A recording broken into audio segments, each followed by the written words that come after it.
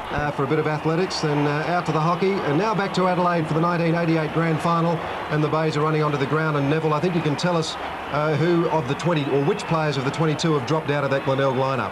Yes, it appears that Chris Milliken and young McTavish have dropped out, and they'll go with experienced Cruz and young Chick Whidden. So I guess one of the things that impressed me about Glenelg was their selections over the last 4 or 5 weeks, Peter, that they've really gone for form players. Gibbs has suffered at the hand of the selectors, but I am surprised with Cruz, although he's had a lot of experience. I would have preferred Milliken maybe just for height, maybe to pull a grab in the forward line in case something happened to a Christie or a Quinn. At the centre bounce, it's going to be Hines against Carey. McDermott in quickly, can't get it out. Stringer, Hines, Rowan, Smith, out comes Hewitt. The Bays into attack immediately up towards Christie. Can't bring it down, through goes Mansell. Mansell under pressure, gives it away to Hodgman. Hodgman shoots, but he's offline, out on the full. And the penalty free kick will be taken by Port Adelaide. Breeze pretty strong. Peter Carey has won the toss. Kick with the breeze. Reckon it's worth about 3 or 4 going towards the golf course end of Footy Park. But what a sight. Sometimes, Ian, you see opening shots at goal go straight through the centre. That one didn't, but gee, if it did, what a start for the Bays it would have been. Hines got the ball out. There's Ginniver. Not a pacey player, but gee, he puts in. Big leap over the top. Foster not taken out. It goes towards Hutton. He's 1 against 2 out there, but he played it pretty well. And that one, and he's still got his kick. A good effort. Rowan Smith has taken a mark. No, the umpire is indicating a throw-in. The ball has to come back. So a good forward movement there, thwarted by the umpire's decision, or will it be a free kick? No, it in fact is a throw-in.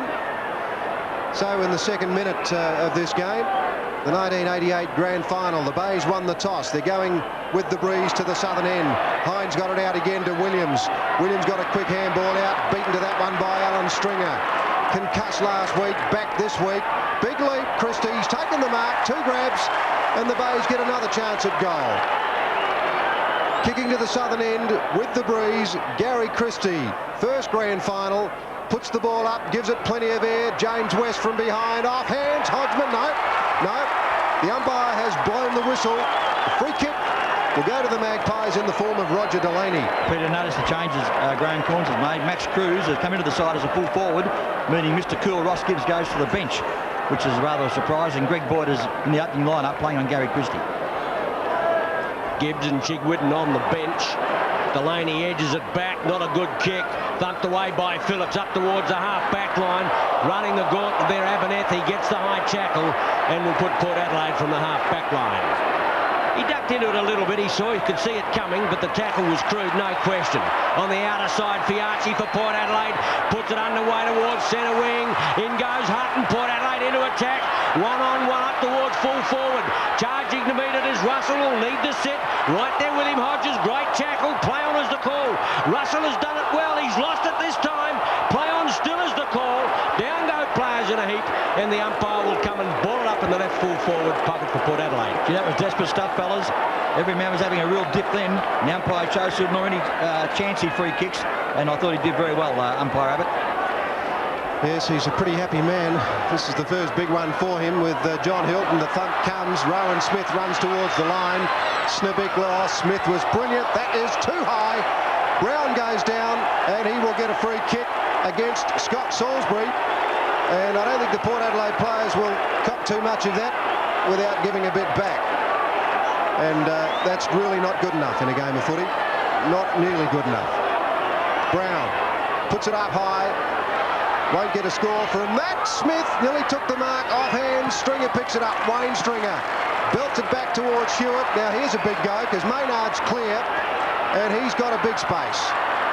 Away he goes, loves to bounce the ball. Stephen Williams won't quite get there. Maynard puts it up high. West in front. Oh, he was spoilt by his own player there. Picking the ball up out there is Boyd, and his kick goes back to Mansell.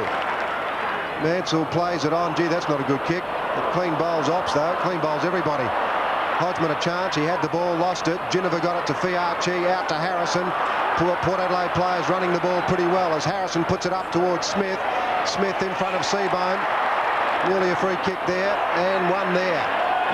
Marnie's going to get it. They say he's got very little pace, this man, but Ian Day makes up for it in other ways. Certainly does, rather a scrap than a feed. No score in the 88 grand final, 4 minutes gone. Half forward line, Foster for Port Adelaide, puts it up for Hodges. Hodges and Russell, Russell too strong. Snebickler has time to have a look, puts it out wide. Grenvold, it's 2-on-1. Harrison's going to have to work hard around Marshall. Well done, Grenvold to Marshall. The Bays are on their way through the half-back line. Stringer. Maynard will get it next. Into attack go the Bays. Puts it up now towards full forward. Cruz won't make it. West can't bring it down. Hodgman. Fiacci. Well done, Fiacci. Can't get it out. Cruz goes in. Fiacci there as well. Phillips now to Hines and Port Adelaide out of defence. Hines got it over to Stephen Williams. He tries to find Brown with that ball. Can't. Brown recovers pretty well, though. The tackle's applied. Salisbury in again. I'll tell you what. I've got a feeling something might happen in or around that area as Ginniver goes up high and the umpire says play on. And conceding the point is Dennis Russell. I think the Hodges was a little disappointed he didn't get a push in the back then, but certainly the umpire wasn't in a position to see it if it was there. Amazingly, Ian, Dennis Russell conceded the point. He could have kept that out. Could win a grand final, Graham. Dennis Russell to put the ball back into play. You go to the outer side. Now he's going and looking for Wayne Stringer. Well put. Snebickler gives the break down the outer side. The Bay should go long and straight. They've got the wind at their backsides. Kicks now, centre field. Stringer. Not Pidu. Little tight tackle. Plays off well. Not showing any signs of any late impairment from the concussion. Delaney. Well done, Christie. Gets it out. Mansell puts it on its way. Here's the score. It's home. The Bays are on the board. Brilliant goal. A goal to the Bays. Point to Port Adelaide in the 88 grand final. At a point, the Bays try to go in again. That's a high one. Accidental, of course. And the free kick there to Ginniver, who's always at the base of the pack, and now Foster. Fiacci backs up pretty well. Runs it forward. Scott Salisbury in that, but it's Seabohm pretty easily. Brings it back. He's looking for two Glenelg players there, and Maynard's in front. Didn't do it too well, though. Down goes Fiacci at the base of that pack, holding the ball. Well, Gee, Peter Maynard talked him into that, I reckon, Peter? Yeah, Fiacci was lying on top of the ball, and a Glenelg player on top of him. Still got the free kick, so that one was perhaps just a fraction soft. Off hands, Abernethy. Well, that could be a danger ball for Port Adelaide because Grenvold and Hewitt, take your pick. Hewitt gets there first now. Grenvold. Bay's looking pretty good as they swing the ball into attack again. Butterick's in front of Leslie. A thump from Leslie. Abernethy, the crumbs, hooks it back, and Hewitt's there again. Takes the mark, and he'll have to go back and take his kick. Bays are going with the breeze to the southern end. Peter Carey won the toss. Many people have speculated that this could well be his last game. Somehow or other, I think that's going to depend on the result of it. As Hewitt puts it right up towards the square, and a big thump from Hines. Off hands, Cruz. Got the handball out, which was a good effort. Here's the quick kick, and it is out of bounds. Yes, Chris McDermott got a quick foot to that, but we'll be asking a lot to see it go through, given the pressure he was under, and it's out of bounds, of course. 50,000 people at Footy Park for the 88 final. Oh, there's a bit of pushing there. McDermott not seen, gets a kick away. Quickly, and now Harrison can't get the run of the ball. Well done, Hodgman. Marshall smothered. Hackle tackles high, and the umpire's seen this one, and the penalty free kick will go to Hines in defence. You go out wide. Out there waiting his opportunity is Greg Boyd. Got the game at the last moment when young Wharton was injured with a thigh problem. Hewitt. Well done, Hutton. Brown doesn't look all that good. Salisbury hurt him early with a high tackle, and now he's down, not looking all that healthy, and I got an idea blood's coming out of the nose. A pretty good idea who did it too, Ian, and if he lasts this game, I'll be most surprised. The Bays go in again, on this occasion through McDermott, it appeared to be. And here's a chance now for Mansell. No, free kick will go to Christie. No, Port Adelaide free kick. Phillips it is. Phillips puts it out very quickly to Williams. Hines dropped in there, but let Williams take it. 9.5 minutes gone, first quarter. The Bays have started going to the southern end with the breeze. And it's not a bad breeze as the ball goes out, half centre wing on the outer side of the ground. Port Adelaide, the direct route into the grand final. The Bays came through the preliminary final last week in a very hard match against the Legs. Fell in by 5 points at the end. Brown thought about a handball, hooks around the corner, not a good one. Well taken there by the Bay player in John Seabone. To send them into attack from centre wing. Off goes Cruz. It's going to be a long kick to get to him. He's going to make it. Cruz is going to have a fly. Up they go. Cruz can't. McDermott against the tide. Brown in. Down they go. At the back of the pack, it's Leslie. Whips it out. Missed Obst. Obst needs a runner. Gets it out wide. Harrison needs to set and got one. It was a kind bounce. Puts it out wide. He's gone for the safety of the line, and the ball will trickle out of bounds at centre wing. The Bays a goal. Port Adelaide a point in the first 10 minutes of the final. Yes, this first 10 minutes has proved to be the Bays' moments of glory so far. They've had more of the ball than Port, but one senses the win factor is certainly favouring the Bays. Carey in front down to Stringer. That is Alan Stringer to Wayne Stringer. A high kick up to centre half forward again, and a big leap over the top. Hines, no mark. Oh, gee, that was well done, Hines. And in turn, Leslie.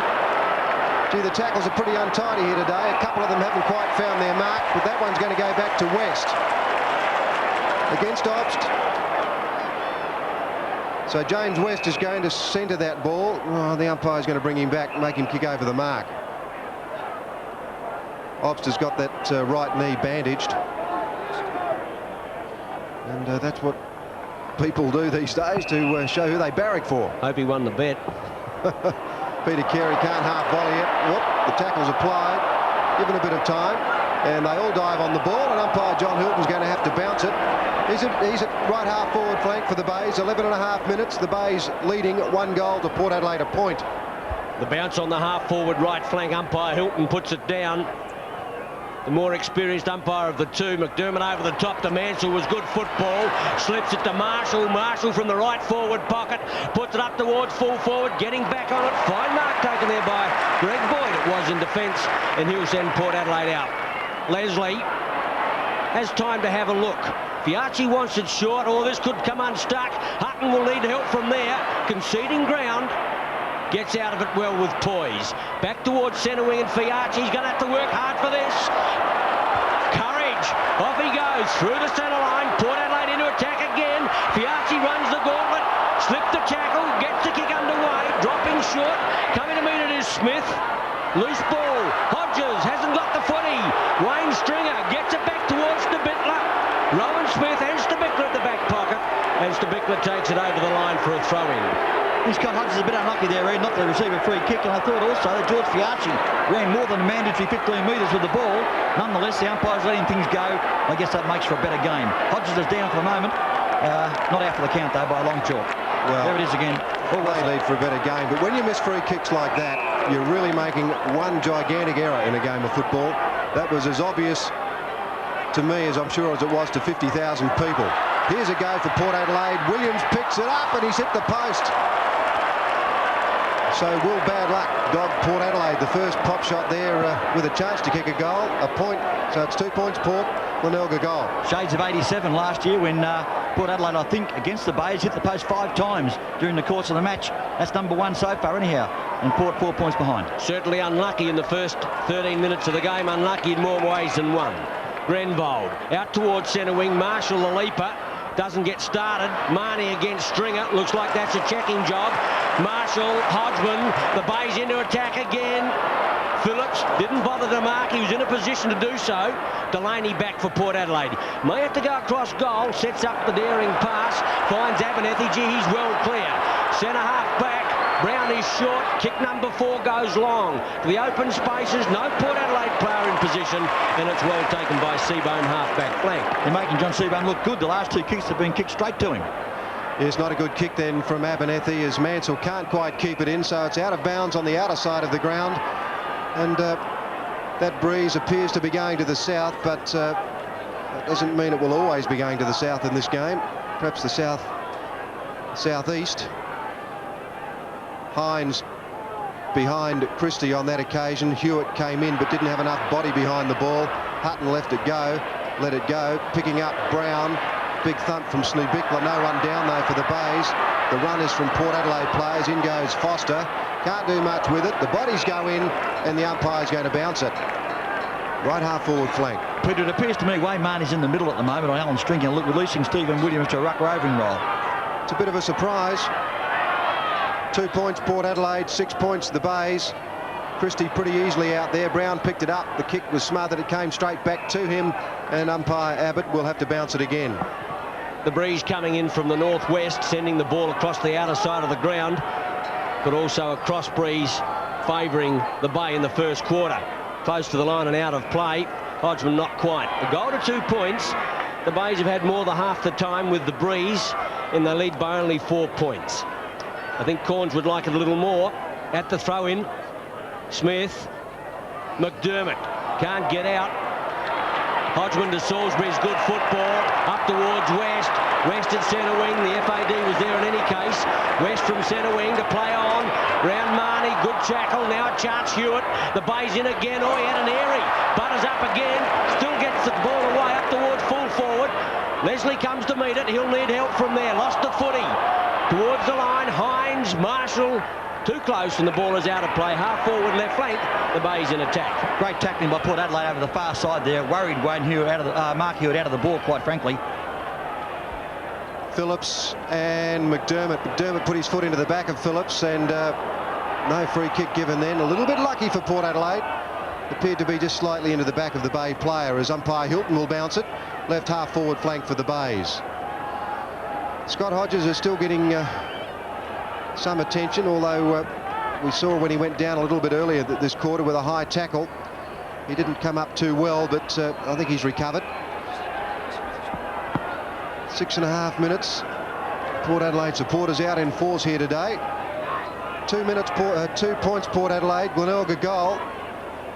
Over the top, Greg Phillips, and the whistle is gone. So another free kick to the Bays, this time James West. West will go as long as he can. He puts it up high, cruises it full forward. They're going to let him have it. Gee, they nearly did. There's a kick off the ground. Another goal, Glenelg. That one to Mansell. He's got two. 2 goals, Glenelg. Port Adelaide, 2 points. Into attack again. Geneva back in defence. Coming through Maynard. Can't get it. Geneva backs up again. Drives the ball back towards centre wing. Salisbury spoils from behind. Hewitt winds up with a football out wide. McDermott on his lonesome. If he can keep it in play, which he can't, and would have been an opening for them. The ball has gone out of play in the full forward left pocket, almost out to the half forward line. The Bays by 10 points. Gee, I really thought, Ian, that Chris McDermott would make a meal of that ball then. I wonder how well he is. He didn't seem to be travelling all that sweetly.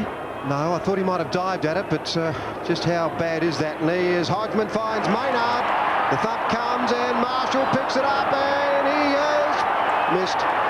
Well, if he'd kicked it, you'd almost say Glenelg were on a roll, but he didn't. The Bays are 2-1, Port Adelaide 2 points. Hey, well, he gave it a great try, though. That ball was swinging all the way, and the umpire was a little bit nonplussed at first, but then it was obviously one side of the post. Maynard might have been a little unlucky on that occasion not to get a free as well, or paid the mark. Delaney to Geneva, half-back flank. Port Adelaide under a little pressure at the moment, not playing all that well in the opening moments. Leslie to the half-forward line. This is where Port Adelaide can't find a winner. Stabickler lost it, but he's going to get paid it. And John Stabickler, playing in his first grand final, gets the mark on the half-back line. Former South Adelaide player kicks long, up towards West, got a big leap over the top. Phillips thumped the ball out. Mansell back in defence is Abernethy. Screws one back towards centre wing. Christie, Rowan Smith, Obst in front, ball out of play, centre wing out of side. Just need more out of their forwards at the moment, Port. They just can't get a winner up forward just right now. 19 minutes gone, first quarter, 1988 grand final. Darren Smith for Port Adelaide against Christie, and it's gone again, the whistle. So the Bays are getting a few. First quarter, this one to Christie. 19.5 minutes. The Bays leading by 11 points. They're going with the breeze. Peter Carey won the toss. Christie kicks as long as he can. Leslie's under that ball and marks it. Bread and butter to him, and out to Greg Phillips. Now here's a bit of run for Port Adelaide as Phillips, although hooks it back towards that dead pocket area. There's a push in the back, so Stabickler will get a free kick, one that was clearly his, and that was a silly free kick given away by Port Adelaide. 7-6 the free kicks at the moment. It was 7-1 at one stage, favouring Port, but now it's the Bays up towards their half-forward line. Coming out of it quickly now, McDermott puts it up towards full forward. Maynard got a shocking bounce. Fiachi's got to run the gauntlet. Goes for the safety of the line. A normal bounce for Maynard, and he would have had a walk-in goal. 2-1 to 2 points. Ball in play about 10 metres around from the behind post. Yeah, no question. Lady Luck didn't smile at Glenelg then. Bit unlucky, but Fiachi mopped up well. Hines over the top of Carey. Hines backs up pretty well. McDermott, they want holding the ball. Hodgman's got the chance, and he's got that one. No problems. Peter Carey appeared to hoik that ball out. 3-1 the Bays. Port Adelaide 2 points. In the 88 grand final, leading by 17 points. 21 minutes gone. At the centre bounce, it'll be Hines from the right and Christie from the left. At the bounce, a good one. Christie taps away, Stringer, Airy, out towards centre wing, and Hewitt puts the Bays into attack again up towards the half-forward line. There is West, now Mansell, Stringer, on the way it goes up towards full forward. Cruz is there, Carey at the back of the pack. Carey has the ball, who's he going to hoik it to this time? Harrison back for Port Adelaide. He's lost the footy, down they go in a heap, and the umpire will come and ball it up right on the edge of the square. Yes, there's a tight opinion up here that perhaps Peter Carey could have thrown that last ball out to Hodgman, who snapped it. Nonetheless, the umpire's got to see it. The umpire's not seeing a great deal in this first quarter. Comes out to Hines. His kick away smothered. Marshall traps it pretty well and then gets it out to Maynard. I think that one, he kicked it into his head. And it's bounced off his head and it's gone out of bounds. Not on the full. 22 minutes, first quarter. The Bays are 3-1. Port Adelaide 2 points. At the throw-in, Carey with his experience, 440-odd games. Maynard a quick flying shot off the left boot, unsuccessful. The minor score only, and the Bays move on to 3-2. Port Adelaide 2 points, and Graham Campbell at the moment, Port Adelaide can't get the ball through their half-forward line. No question about it, and that was a very clever snap by Maynard. Could have gone through actually from that angle. Bit stiff the Bays then. Delaney to Boyd. Boyd was the player that replaced Wharton in the side, and that's a little bit dangerous, particularly when you drop the ball. Marnie, the long handball out towards Butterick, but the body of Fiachi was in the way. Fiachi backs up again, and umpire Hilton will have to bounce that one. So Port Adelaide are making errors. They're probably wondering at the moment, having only played one game in a month, what the game's all about. They haven't seen much of the leather in under match conditions, whereas the Bays have been there every week, and it's showing at this point. Carey, Butterick, and that's missed. And a free kick in any event will come back to Port Adelaide. Big Hines to get the free kick almost at centre half back. Port Adelaide, little method at the moment. He's got plenty of method on his face, that fellow. Hines runs it now to Greg Boyd. Off the half back line towards centre wing. No one out there for Port Adelaide. They're not directing the ball all that well. Williams against two other players. They can't find their big men to direct the ball. Smith's not in it at centre half forward, and the Bay's just using the ball so much better. Lacking a bit of poise at the moment, Port, but I'm sure it'll come. Just finding it a little difficult to get the pace of the game at the moment. And Maynard's on the end of that long run of handballing, and Carey over the top, no mark taken. Port Adelaide pretty desperate back there in defence. Oh, there was a high one, again not seen. Fiachi, though, comes away to Greg Phillips, who goes short. Marnie should hold that one, and there's 15 or 30, or a few more even. So that ball will come way back to about, well, only to centre. Marnie has gone to Delaney. The best way to describe that is indirect. Delaney very direct to Brown. Brown played on. The umpire was full, and he'll give Brown a kick. 3-2, but the Bays. Port Adelaide 2 points as Brown goes forward. Out comes Scott Hodges. Well, was he? No, he's in a lot of trouble, Hodges. A lot of trouble. And a good mark taken back in the centre of the ground by Abernethy. Hodges getting to his feet now. Was he pushed, or did he just fall over with that last one? And Port Adelaide making every error in the book, and they're not looking too good. As Alan Stringer comes away for the Bays, Port Adelaide nonplussed at the moment, and James West couldn't quite hold that one. The long one from Boyd to Abernethy, but who can he kick to? The answer is no one, except Grenville, perhaps, and Boyd. Boyd did pretty well to make a contest of it. Obst, should I say. And plenty of players fighting for the ball out there, and it's gone out of bounds. It's been the Bays quarter, no question about that. We've played about 26 minutes. Close enough. Rowan Smith looks for a runner. Christie, Hewitt. A high ball towards centre. Here's a chance for the Bays to go in through Maynard. Got a bad one. West whips out the long one to Stringer. He got the sit, or can he? Great tackle. Brilliantly run down there by Hines, holding the ball. And what a chase for a ruckman to run down a much smaller and more nimble player. Phillips to Fiachi. He's gone too. Runs into trouble. Gets out of it once. Beats it twice. Brilliantly done, Fiachi. Wobbles one in towards Darren Smith. Can't get there. Wayne Stringer. But the umpires paid the mark. Didn't seem to have a big grab. But he's got it at centre-half back for the Bay. Gee, Fiachi is playing riskily at the moment. If he goes for that sort of manoeuvre too close to goal, he's going to get caught pretty soon. Hines has taken the mark at centre-half back and plays it out to Martin Leslie. Foster makes a bit of space out there on centre wing, but I don't think he'll quite get to it. No, it beats him over the line. Peter, just watching Scott Hodges, he's very ginger on that left leg. He's definitely limping, yet he waved the attendants away, so he doesn't want any more trainers out there. Bays by 3 goals. Hines over the top. Here's a chance, Port Adelaide. Oh, the handball to Williams puts him in trouble, but he gets rid of it quickly. Now Hutton. Now let's have a look at Hodges. How good is he? The kick doesn't give him a chance.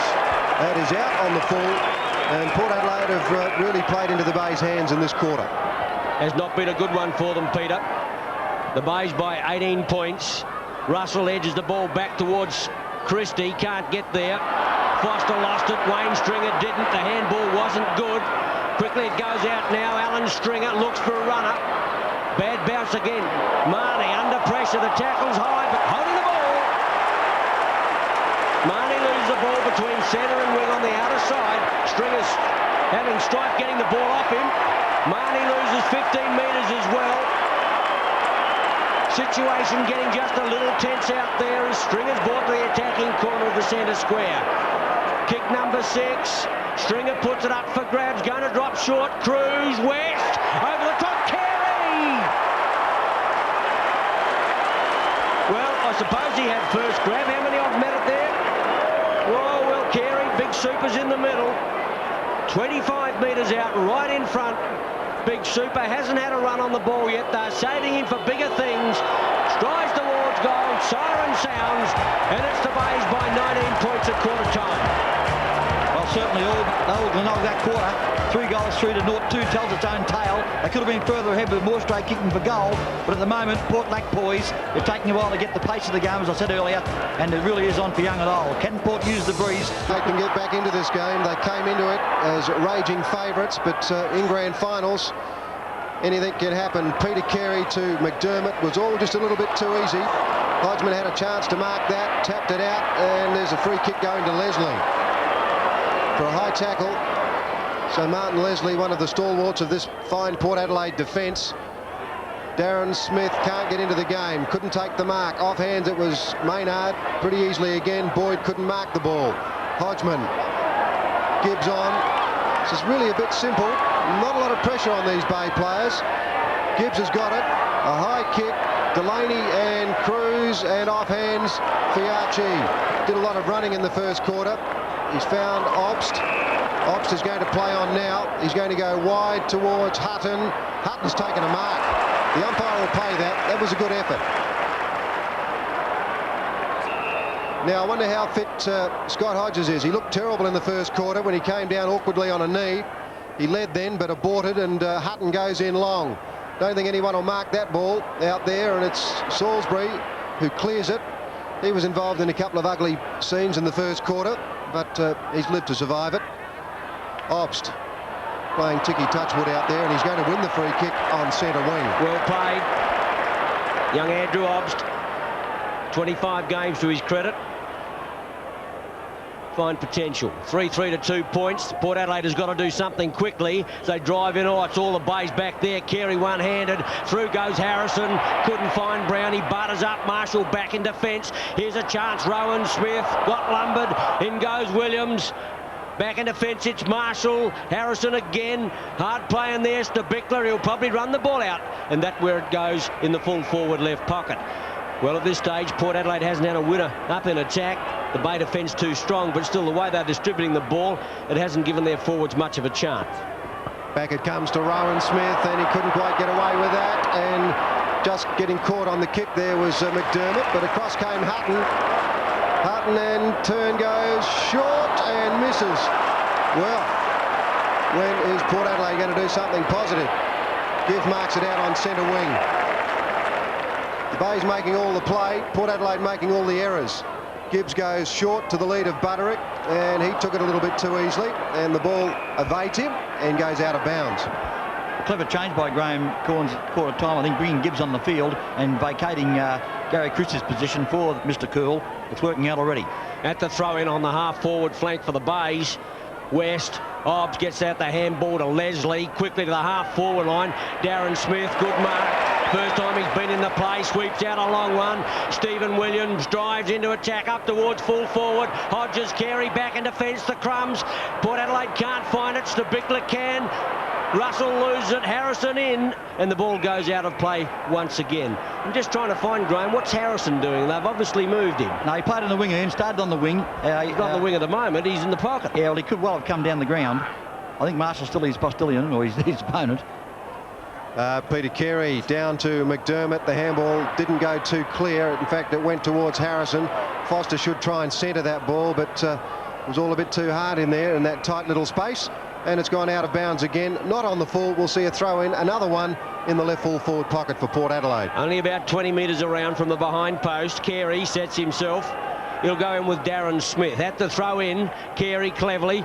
McDermott against Brown. Marshall joins in. Smith. Marshall gets the kick away. Back towards Foster. And was it out on the full? Oh, thought Foster could have marked that. But the umpire said it'll be a ball in. Foster's a little disappointed. He thought that it would have gone out on the full.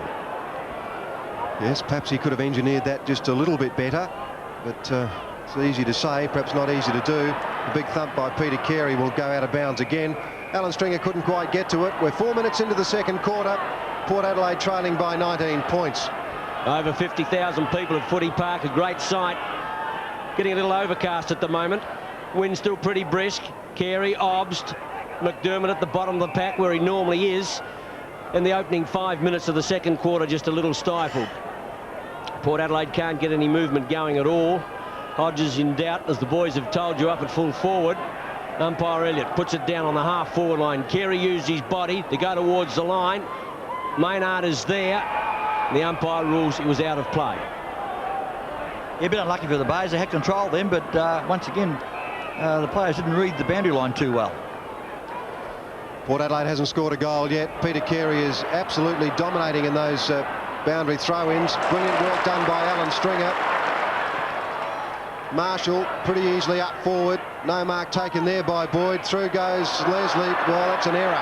He's given the Bays the run of it. Fiachi comes in late. Gibbs got the quick kick away, and it's into the pocket.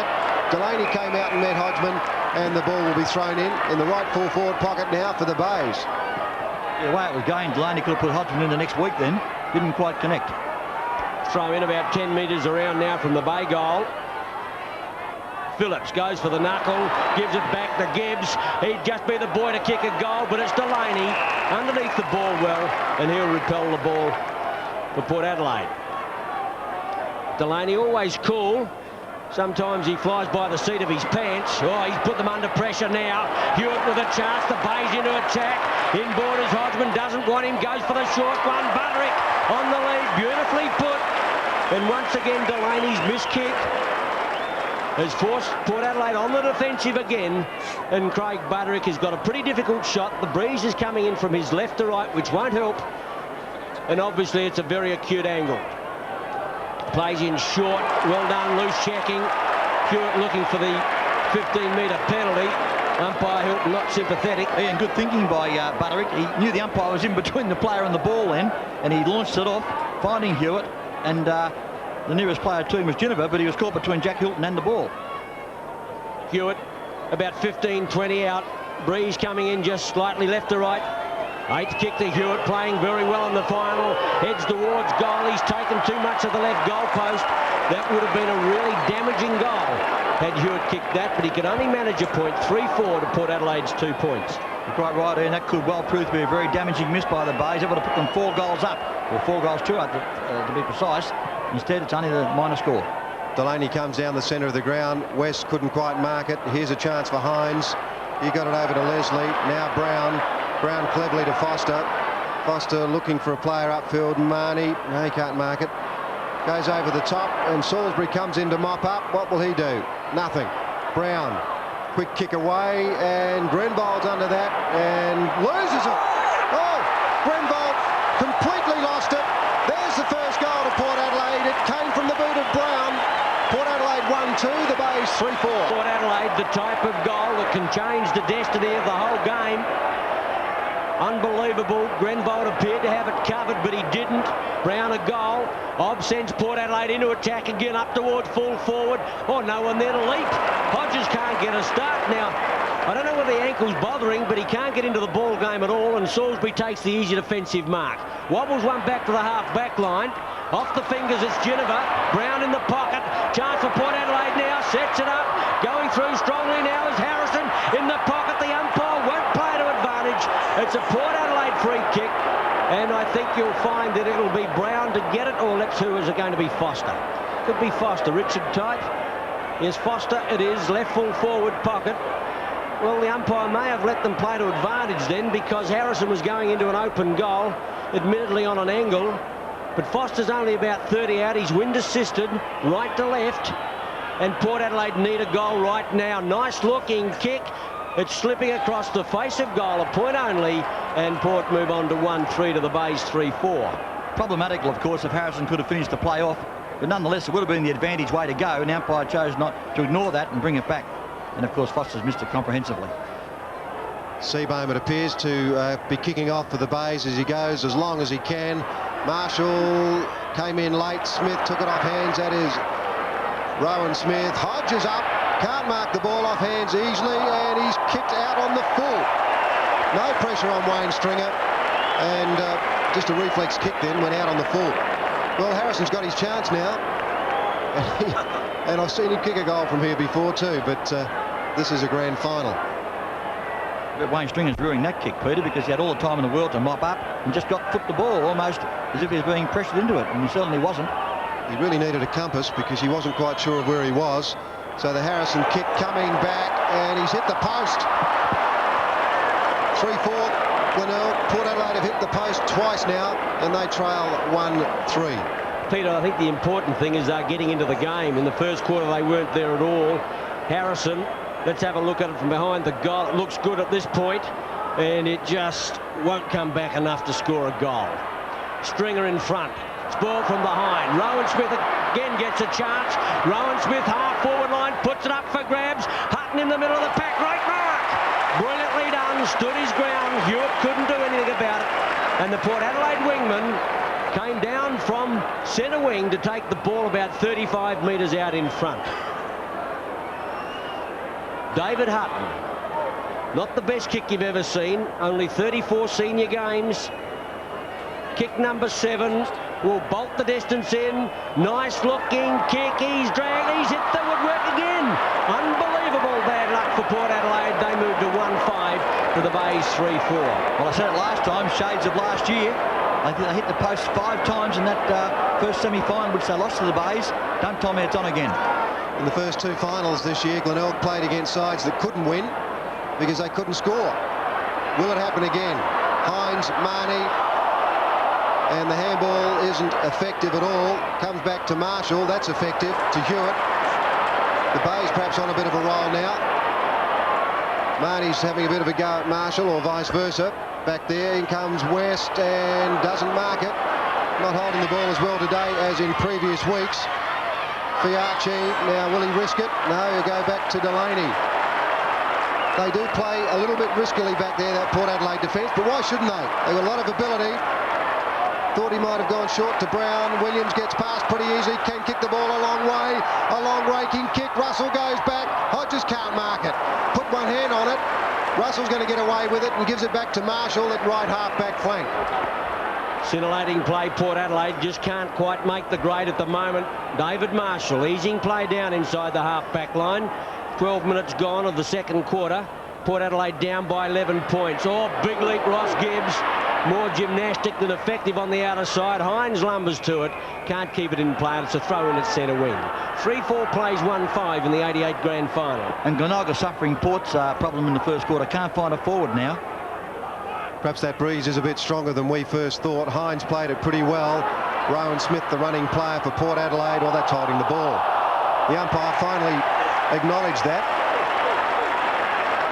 Grenvold has to give it back, only just in time. Port Adelaide trailing by 11 points. There it is to Brown coming into the game now. Brown goes long, he centres the ball. Hodges, can he get into it? He's in front, good thump. And Hodges and Williams, they mucked it up. Two guys going for it. That's a throw. The umpire missed that one as well. Here's a chance, Port Adelaide. Player there can't mark it, or can he? Off hands, Hewitt. What can he do? Shoves it towards the line, and we'll see a throw in between right half forward flank and right full forward pocket for Port Adelaide. Port Adelaide needed a playmaker, Peter. Young David Brown is starting to emerge as a potential one for them. Geneva had an area. In goes Marnie against the tide. Salisbury back towards centre wing. Hines lets Abernethy take it. He's on the left leg. Can kick a long way. Puts it up for grabs, but it's all Russell getting back. Marshall as well, and he takes the easy defensive mark. Stringer is well clear on the outer side. That's where the ball will end.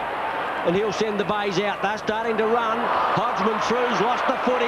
Well played, Williams. In comes Brown again. Can't get it out as Wayne Stringer bottles the ball up. And the umpire will come and ball it up on the half-forward left flank. We've seen a few of the Bay experienced campaigners make mistakes. Wayne Stringer, and that time Kim Hodgman, under Canterbury, lost control of the ball. Bay still well in front, though, by 11 points. Low scoring here. Hodgman out the back door now. Or Harrison pretty untidily.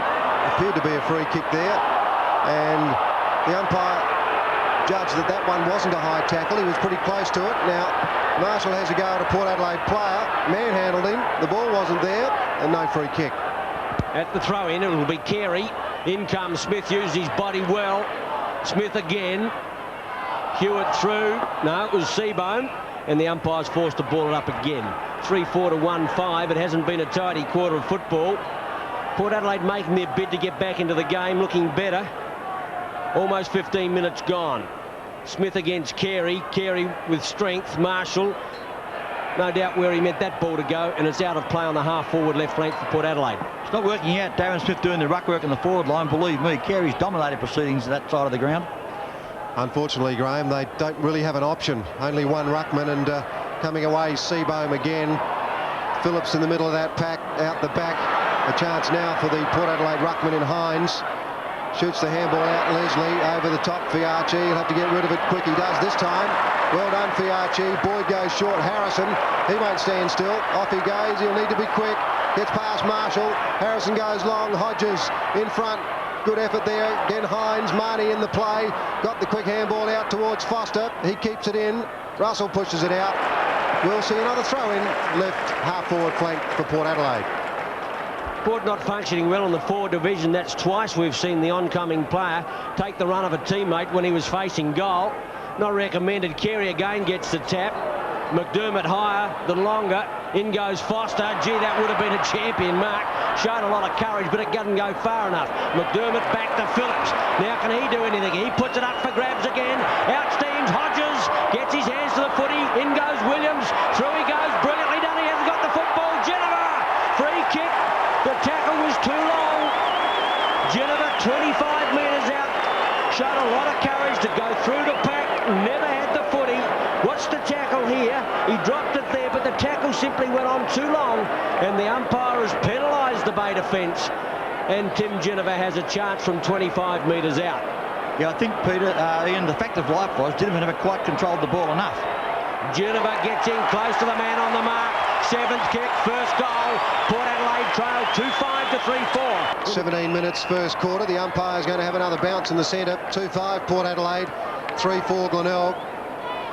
Bays have kicked a point this quarter. Port Adelaide 2 goals 3. Another bounce. Carey's been killing the Port Adelaide ruckman as Alan Stringer gets the kick forward. Out comes Greg Phillips. Well, the free kick will go to Ross Gibbs against Martin Leslie. Is there anyone standing the mark? That's the big question. Port Adelaide defenders go back, and a good mark by Abernethy was well played by Delaney. He really worked the backman out then, Delaney. Abernethy goes to the outer side. Foster comes down. Gee, it's 1 against 3 there. The big thump comes and it goes straight to Harrison. Harrison, Fiachi, has he got the pace? He has. Could have gone on with it actually. Fiachi, and well done there, John Seabohm. He plays it on into the centre of the ground. Hodgman is there. Just the defence side of the centre circle, plays it on. Maynard on his own, as he usually is, takes the mark, a finger tipper. You'd have to come back, young Obst. Gibbs wants it, and Grenvold gets it. Grenvold involved in Port Adelaide's first goal when he appeared to lose sight of the ball. May have been called out. West, I think, will be the target. That ball's gone a lot longer than the players down there thought. Ginniver playing both ends of the ground and pushes it back towards Darren Smith. Can't get into the game at all. Scott Salisbury threw the ball away. Down goes Seabohm, picking it up. Foster had Harrison running for him. Hodges comes up from behind, had to spoil on that occasion, and Rowan Smith with pace hooks it back. What'll happen here? I think he's kicked it. Oh, what a great goal, Rowan Smith. His first. Port Adelaide hit the front. 2-5 the Bays, 3-4. Second quarter, Port Adelaide hit the front in the 88 final. 3-5 to 3-4. Carey against Hines. Ginniver, Hodgman can't get it out. The bottom of the pack, it's Marshall. And the umpire will come and ball it up back in centre field. 2 unbelievable goals from Port Adelaide. First from Brown, then from Rowan Smith, to see them in front. It's what they needed. Mansell gets it to Hodgman. The running player now, Grenvold. The Bays into attack up towards the half-forward line. Great mark. McDermott, no, Buderick it is. West, I beg your pardon. Third guess. And Jim West has got it about 45 metres out. Courageous stuff, Ian, too. Oh, that is a top mark. West on a 45-degree angle into the breeze. But the Bays need a steadier, and they need it right now. Ball not coming back with a breeze at all. Who's up there for grabs? No one even got started. Boyd at the back. Ripped it over now to Abernethy. 10th kick, Abernethy, if he gets the kick. Still running the ball out. McDermott can't catch him. Puts in a long one to the half-forward line. Rowan Smith and Stabickler there, close to the line and out of play. And it'll be thrown back in on the half-forward left flank. And what a game Abernethy's playing, Ian. And Rowan Smith lifted this quarter too. Players that were unseen the first quarter have come to the party for Port right now. There he is, Christie coming back onto the ground. Here's a chance, Foster. He missed Rowan Smith with that one. Sneebickler hoiked it back, and Harrison's under it, takes the mark, and he's going to play on, and Williams in the centre of the ground. He'll play on as well. Can Scott Hodges get into the game? He has. Whoop, he's fallen awkwardly again, and 15 metres. Scott Hodges, will he be able to take the kick? That's the big question. He fell very awkwardly. Whoop. He is as proppy as I've seen anybody. In fact, will he be able to take the kick? Well, you know, if he can't, the best kick on the side should get there because he's got to give it to the nearest player. That's the rule, of course. If the player is unable to take his kick, the nearest player to the man with the ball is allowed to take his place. G. Graham Campbell, Peter Carey has come off in a direct replacement there for Christie. Now, that surprises me. No, Carey, I think he's best on ground at the moment. Hodges lines up, puts it through the centre. Port Adelaide further in front. Hodges 1 goal. The Magpies 4-5. The Bays 3-4. Before he's double proppy now, can hardly walk. Christie against Hines. Loose ball. Heavy body work there. The umpire will come and ball it up. Strong work by McDermott at the bottom of the pack, but that's when you always see him, or where you always see him. Port by 7 points. 23 minutes into the second quarter. At the bounce, Christie, McDermott, looked for Stringer, couldn't find him, got to go after it again. Christie wants it, Marnie over the top, and the umpire will ball it up once more. 23.5 minutes into this second quarter, and Scott Hodges is limping quite noticeably in that full forward area, but he's pretty keen. He wants to stay out there. I think a lot of players may have come off, but this is a grand final when desperate measures are needed. Moving up on 24 minutes, Port Adelaide in front by 7 points. They've turned around a 19-point deficit at quarter time. To this point, no goals have been scored at the northern end. Alan Stringer shoots a long one out. Leslie didn't really need to do that. It gives Wayne Stringer a chance at it. Harrison runs him down, and it's a push, according to the umpire. Push in the back was the call. Yeah, go along with that, Pete. Wayne Stringer certainly wouldn't have kicked the way he did, unaided by the player behind him. Wayne Stringer puts it up in the air. Big pack of players. Butterick can't mark. Chance for the Bays to kick it forward again.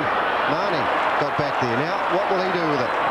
Goes as long as he can. Had a couple of short options, and he's paid for it because Christie has come in, taken the easy mark, and now Seabohm, the Bays have got a chance. Have they ever? Hodgman in the clear, but he allows Maynard to take it. The Bays need a goal still. They're 7 points down. Port Adelaide starting to get on top. Puts it up now. Cruz on the lead. Delaney over the top. Hewitt against Hutton. To the line they go, and the ball is out of play.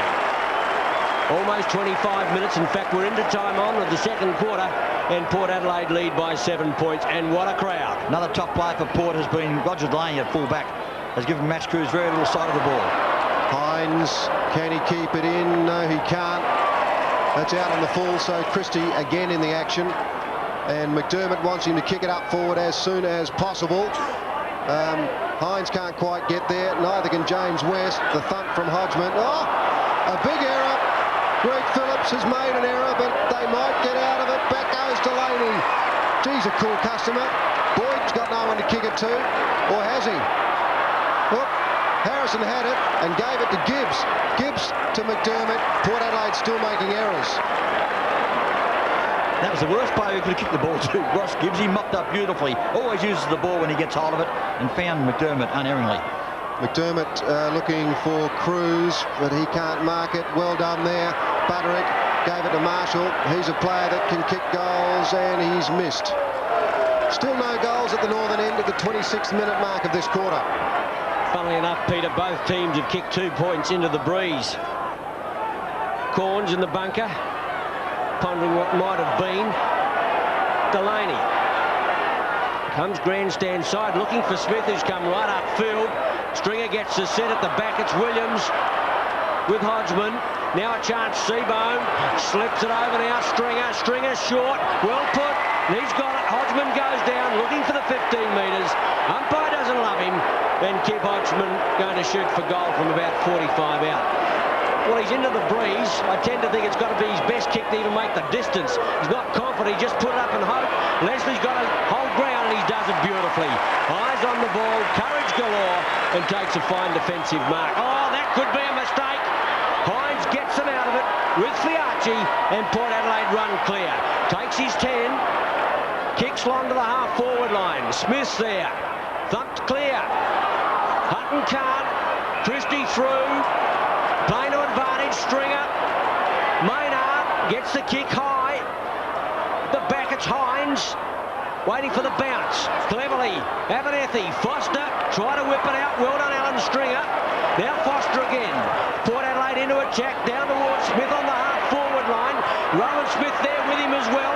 Darren Smith needs a runner. Gets it through Foster. Now who's he got? Hodges wants it short. He's going into Harrison. And Harrison's got it 45 metres out on a similar angle. Well, Harrison's well within kicking distance. An excellent kicker of the football. Almost got one from a similar distance, but a much more acute angle previously. I was going to say that, Ian. Given his last kick for goal, he must give this a real nudge. He hit the post and just hit it, and that's all. Phil Harrison, wind assisted, 45 out. The kick is always going to be marginally short. Harrison over the top they come, and it's just hit the post off the rebound and gone through for a point again. Port Adelaide 4-6, the Tigers 3-5. And Mr. Cool's in the back line now. I can't work this out, but Ross Gibbs is now playing out the last line of defence, I would say. He's everywhere. And a mark taken out there by Hewitt, and there's a ball on in the centre of the ground with Obst, and the siren's gone. It's half-time here at Football Park in the 1988 Grand Final. Oh, what a quarter. I guess you could say that Port Adelaide certainly were favoured by luck. But then again, in football, you make your own luck, and a couple of their goals may well have been, well, a bit fortunate. But overall, they just dominated proceedings from the start of that bounce to that siren we just heard then. Great work by Port. They come in with the...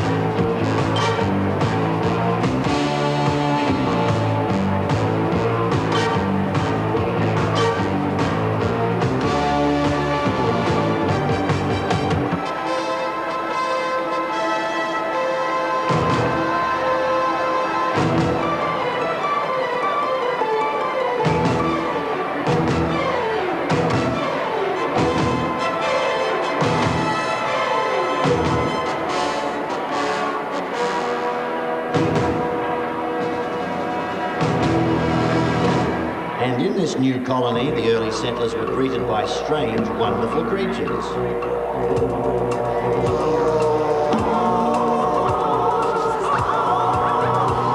In a country called Australia, it's a land that we call ours. To the world we are down under, but we're never on top. Mate, I'll say to you, I'm a kangaroo. My friends all call me Jack. I may not grow a koala eucalyptus in my laid bed.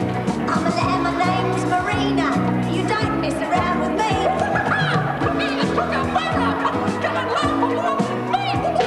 In a country called Australia, it's a land that we call ours. To the world we are down under, but we're never on top. Just a warm and a third old boy, and also it with style and grace. I'm Larry the lizard, reliable reptile, the one with the honest face. I'm Glamorous Gilly, and where am I? Gilly brother, the lovely the laugh. Oh, hello, my name's Little, the smartest possum by far. I'm a very little penguin, the ultimate pony king. Come and join us anytime, you'll always find us here. So welcome to the land of Oz. It's a cute place. With the Oz, let's live. There's many a story and tale to tell. In this land with the Oz, let's live. So that's where we live. Captain Cook's botanist, Sir Joseph Banks, marvelled at the unique flora, perhaps none more beautiful than the Australian wattle.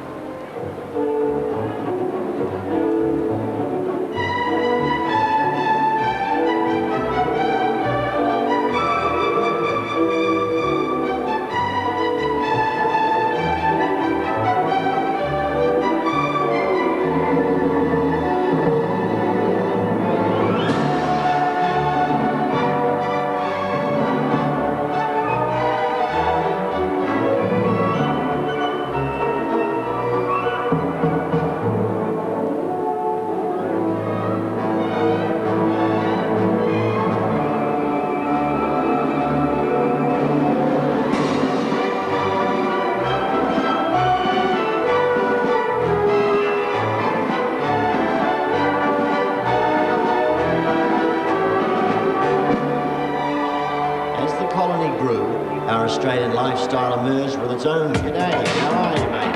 Please all join in.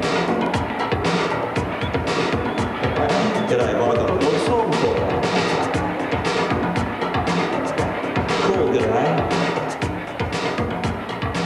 It's G-apostrophe D-A-Y.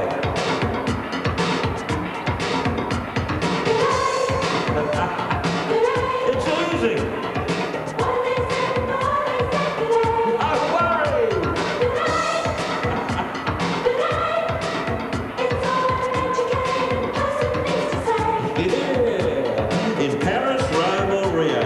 Chicago or Nepal. No matter what the language is, there's one word said it all. Even if you're in Berlin, the writing's on the wall. All you gotta say is g'day. As a seasoned traveller, I'll give you some advice. If you're talking to an Eskimo, you want to break the ice. If you're trying to impress, you can even say it twice. Flash those pearly whites and say g'day. It's a simple one-word phrase that's made Australia great. It's right up there with have a beer and gee, good on you, mate. At the risk of being boring, let me recapitulate. All you gotta say is g'day.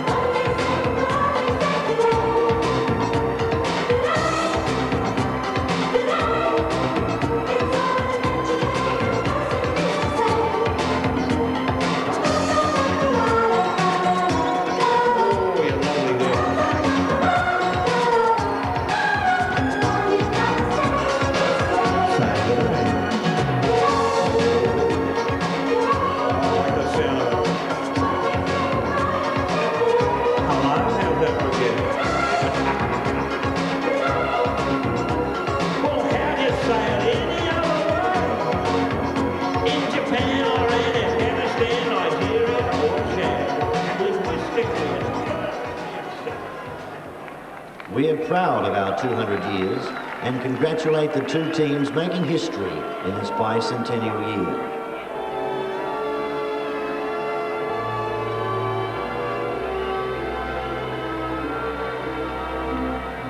Let us all advance Australia fair. Australians all, let us rejoice, for we are young and free. We've golden soil and wealth for toil. Our home is girt by sea. Our land abounds in nature's gifts, all beauty rich and rare. In history's page, let every stage advance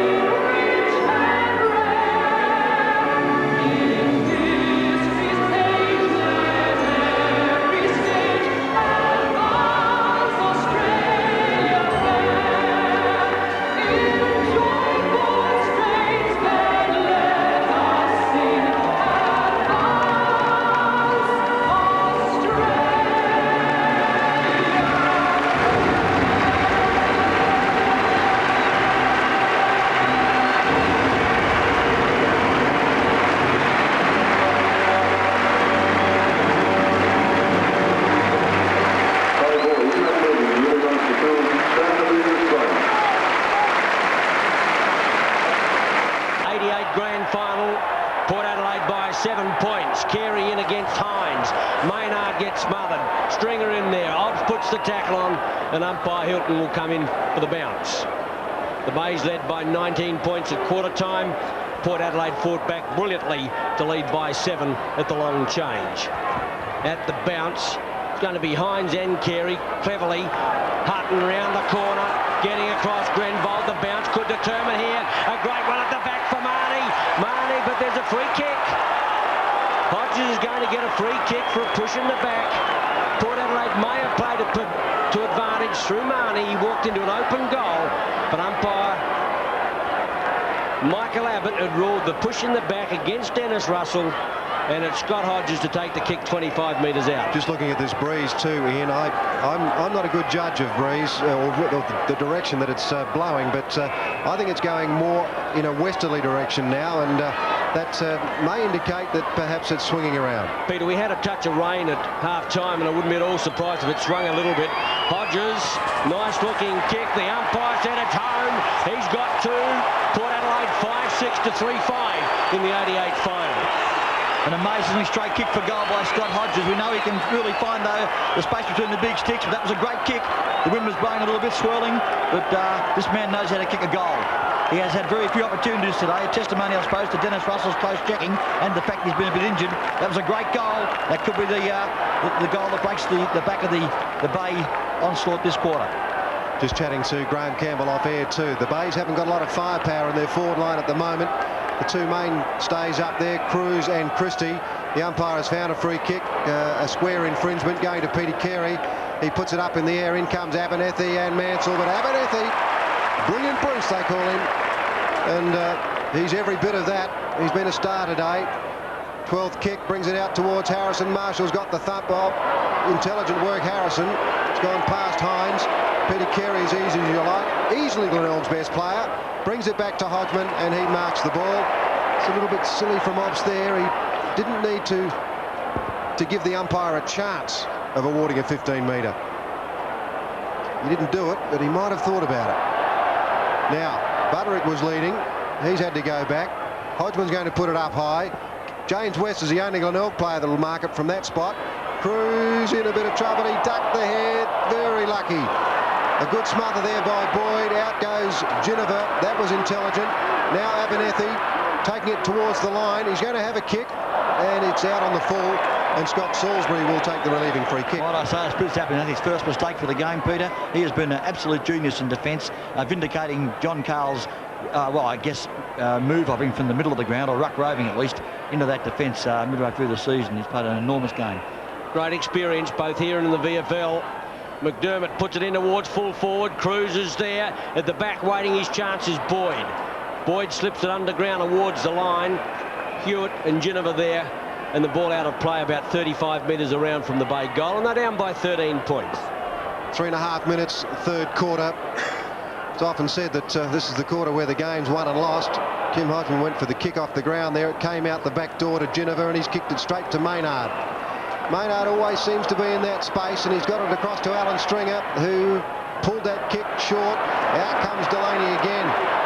They're going to have to do something there, the Bays, if they can. Smith was caught holding the ball. A double pirouette there by Marshall. Alan Stringer's got it again. He jags the kick. And a mark to Jim West. He's paid the mark. James West has marked it. So an untidy attacking move there has paid off for the player who perhaps read the ball just a little bit better than his opponent. James West has missed. 3-6 the Bays. Port Adelaide 5-6, 4 minutes, third quarter. Might I say that's a second bad miss from a direct shot by a Bay player. Mark Hewitt during the second quarter missed badly. Well, Peter Carey missed in the first quarter, and then again we find on that occasion Jim West. Yes, you don't just miss in grand finals. Abernethy screws a magnificent screw punt out to the outer side. Stringer's out there. Fiachi over the top came Hewitt. Now Salisbury. McDermott against the tide, slips it back to Big Super Carey. Carey to Stringer. McDermott on the outer side now. It's Hewitt, hooks it back in towards the half-forward line. Hines in defence. And the Port Adelaide ruckman takes the ball at centre-half back. And improving all the time. Now Leslie, he got it from Hines. Leslie goes high. In comes Foster. Couldn't take the mark, but he's got the ball back. And they're fighting against each other, those Bay defenders. They had the chance to get rid of the ball, didn't. Pay the penalty and there'll be a bounce down. All of a sudden, Peter, it's the Bays that are anxious and Port doing the steadying things. Yes, and the Bays missing easy shots, as you said. In comes Darren Smith, interfered with Peter Carey. And Peter Carey gets it out to the running Hewitt. He'll need a bit of luck and gets it with a good bounce. Now Alan Stringer wanted the backup from McDermott. McDermott is not playing that well, but we feel that he is injured. Well, there's no doubt that he is. It just depends the extent of it. Leslie, well, they don't mind finessing, these defenders, but they finesse very well. And they're setting up attacks from defence.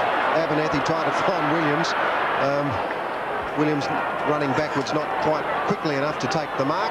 Port Adelaide leading by 12 points. Yes, Peter, they're playing with more poise now. Far more confidence than they had in the early part. Maybe they've got over their finals nerves. Time will tell. Carey superbly done. Couldn't get it out. Ginniver in there. With him is Grenbold and Brown. And the umpire will ball it up just the attack side and centre wing on the outer side. 5-6 to 3-6. A low-scoring grand final. Hasn't been all that pretty. But these two sides like it hard and tough. At the bounce, Carey.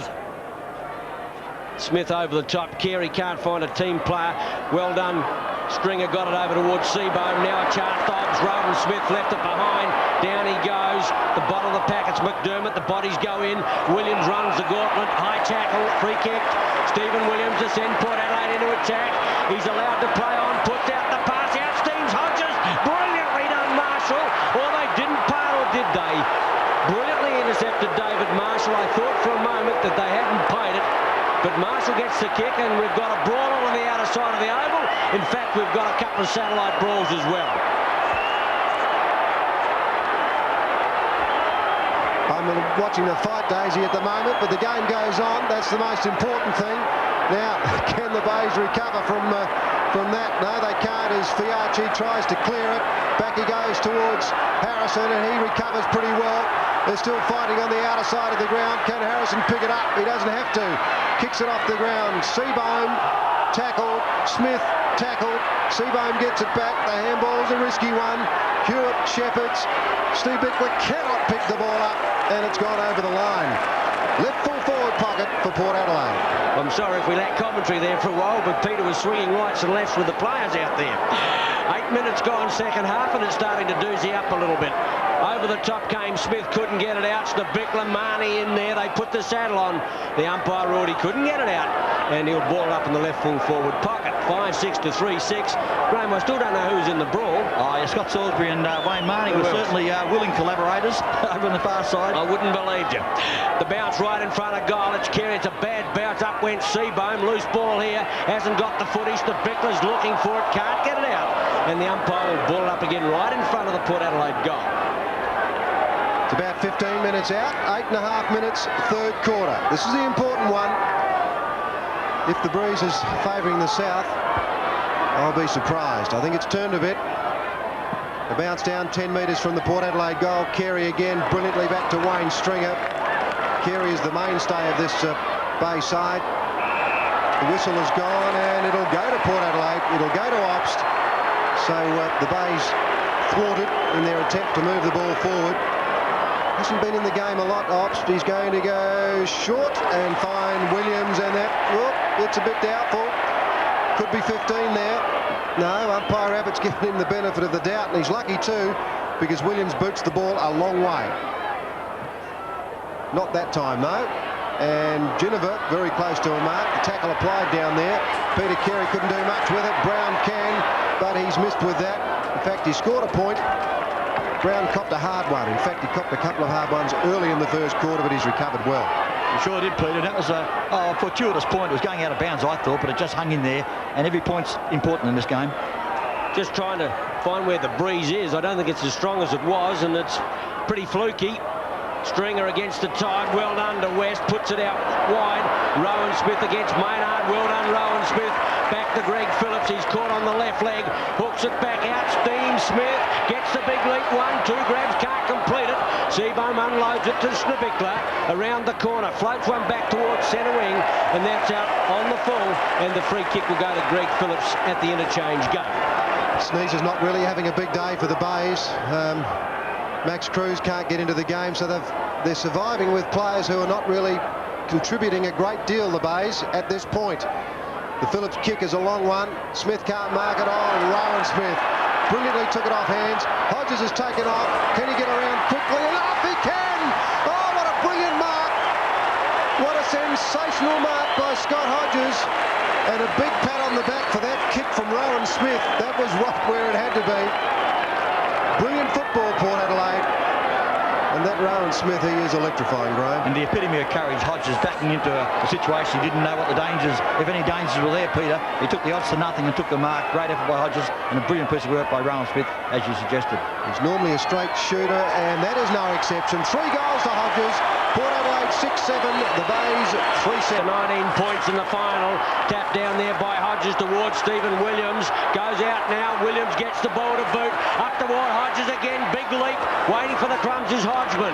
Centre half back goes out wide. Out there is Hewitt. Had a pretty good game. With him is Hutton over the top.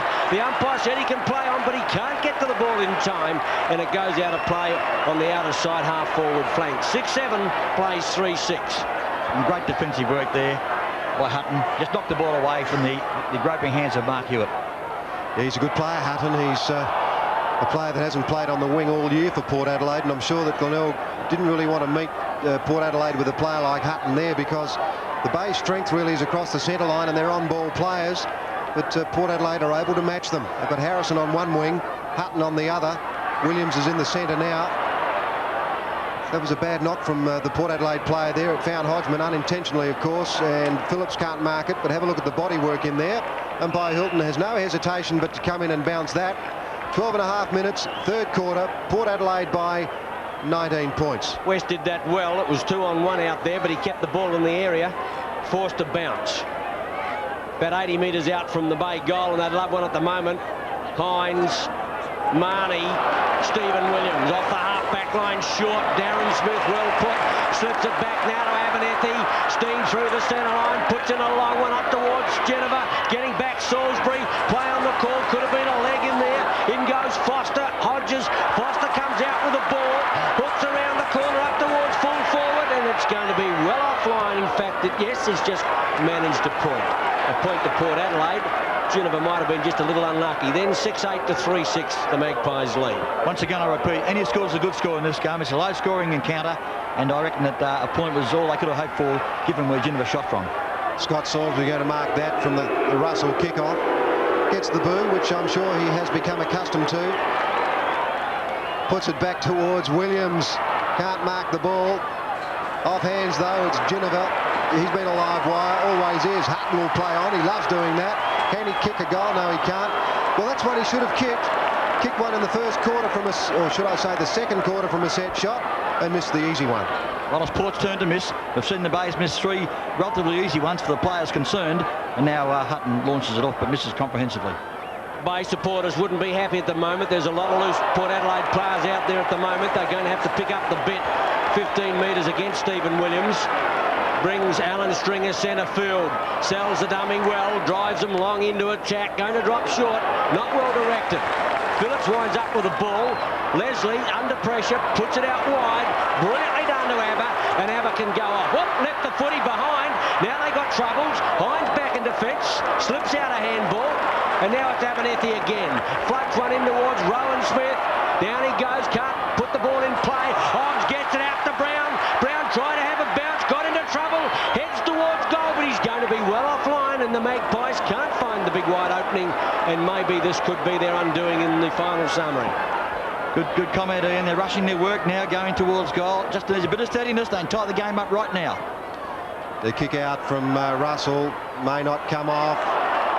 Rowan Smith again to Marnie, if he can pick it up. Hooks it around the corner. Hodges comes out of the blocks very quickly. That's a mistake. Scott Salisbury made it. There's the goal. Foster picked it up, slammed it through with the left boot. Port Adelaide 7-10. The Bays 3-6 on 10 Sports Action. The ball's on. There's a big one. Oh, Seabohm has crashed into the side of the head of Darren Smith there. Not necessary at all. You're going to hit a bloke. Give him a good look at your eyes. There's Foster there, who just kicked the goal. I think that they'll wind this one up pretty quickly. Thought it was going to get out of control, but the players have done the right thing. Poor old Sneezer picks himself up. So the score stands, well, I would think it would. 7-10 Port Adelaide, the Bays 3-6. You won't believe this, Peter, but Scotty Salisbury was in the action again. In fact, umpire John Hilton is speaking to him. We go into 3-6. Port Adelaide in front. Seabohm marked the ball and just sent it out, but the ball is now tied up centre field, and players getting just a little edgy out there. Marnie in the action again. Hodgman took care of him and threw him out of the pack. The bounce just marginally in the attacking division for Port Adelaide. Smith, Christie got the tap away. Alan Stringer couldn't find McDermott. Here's a chance, Geneva. The Bays looking a little wary. Geneva goes in long. Up towards Hodges, comes to meet it. The back of the pack, it's Grenville.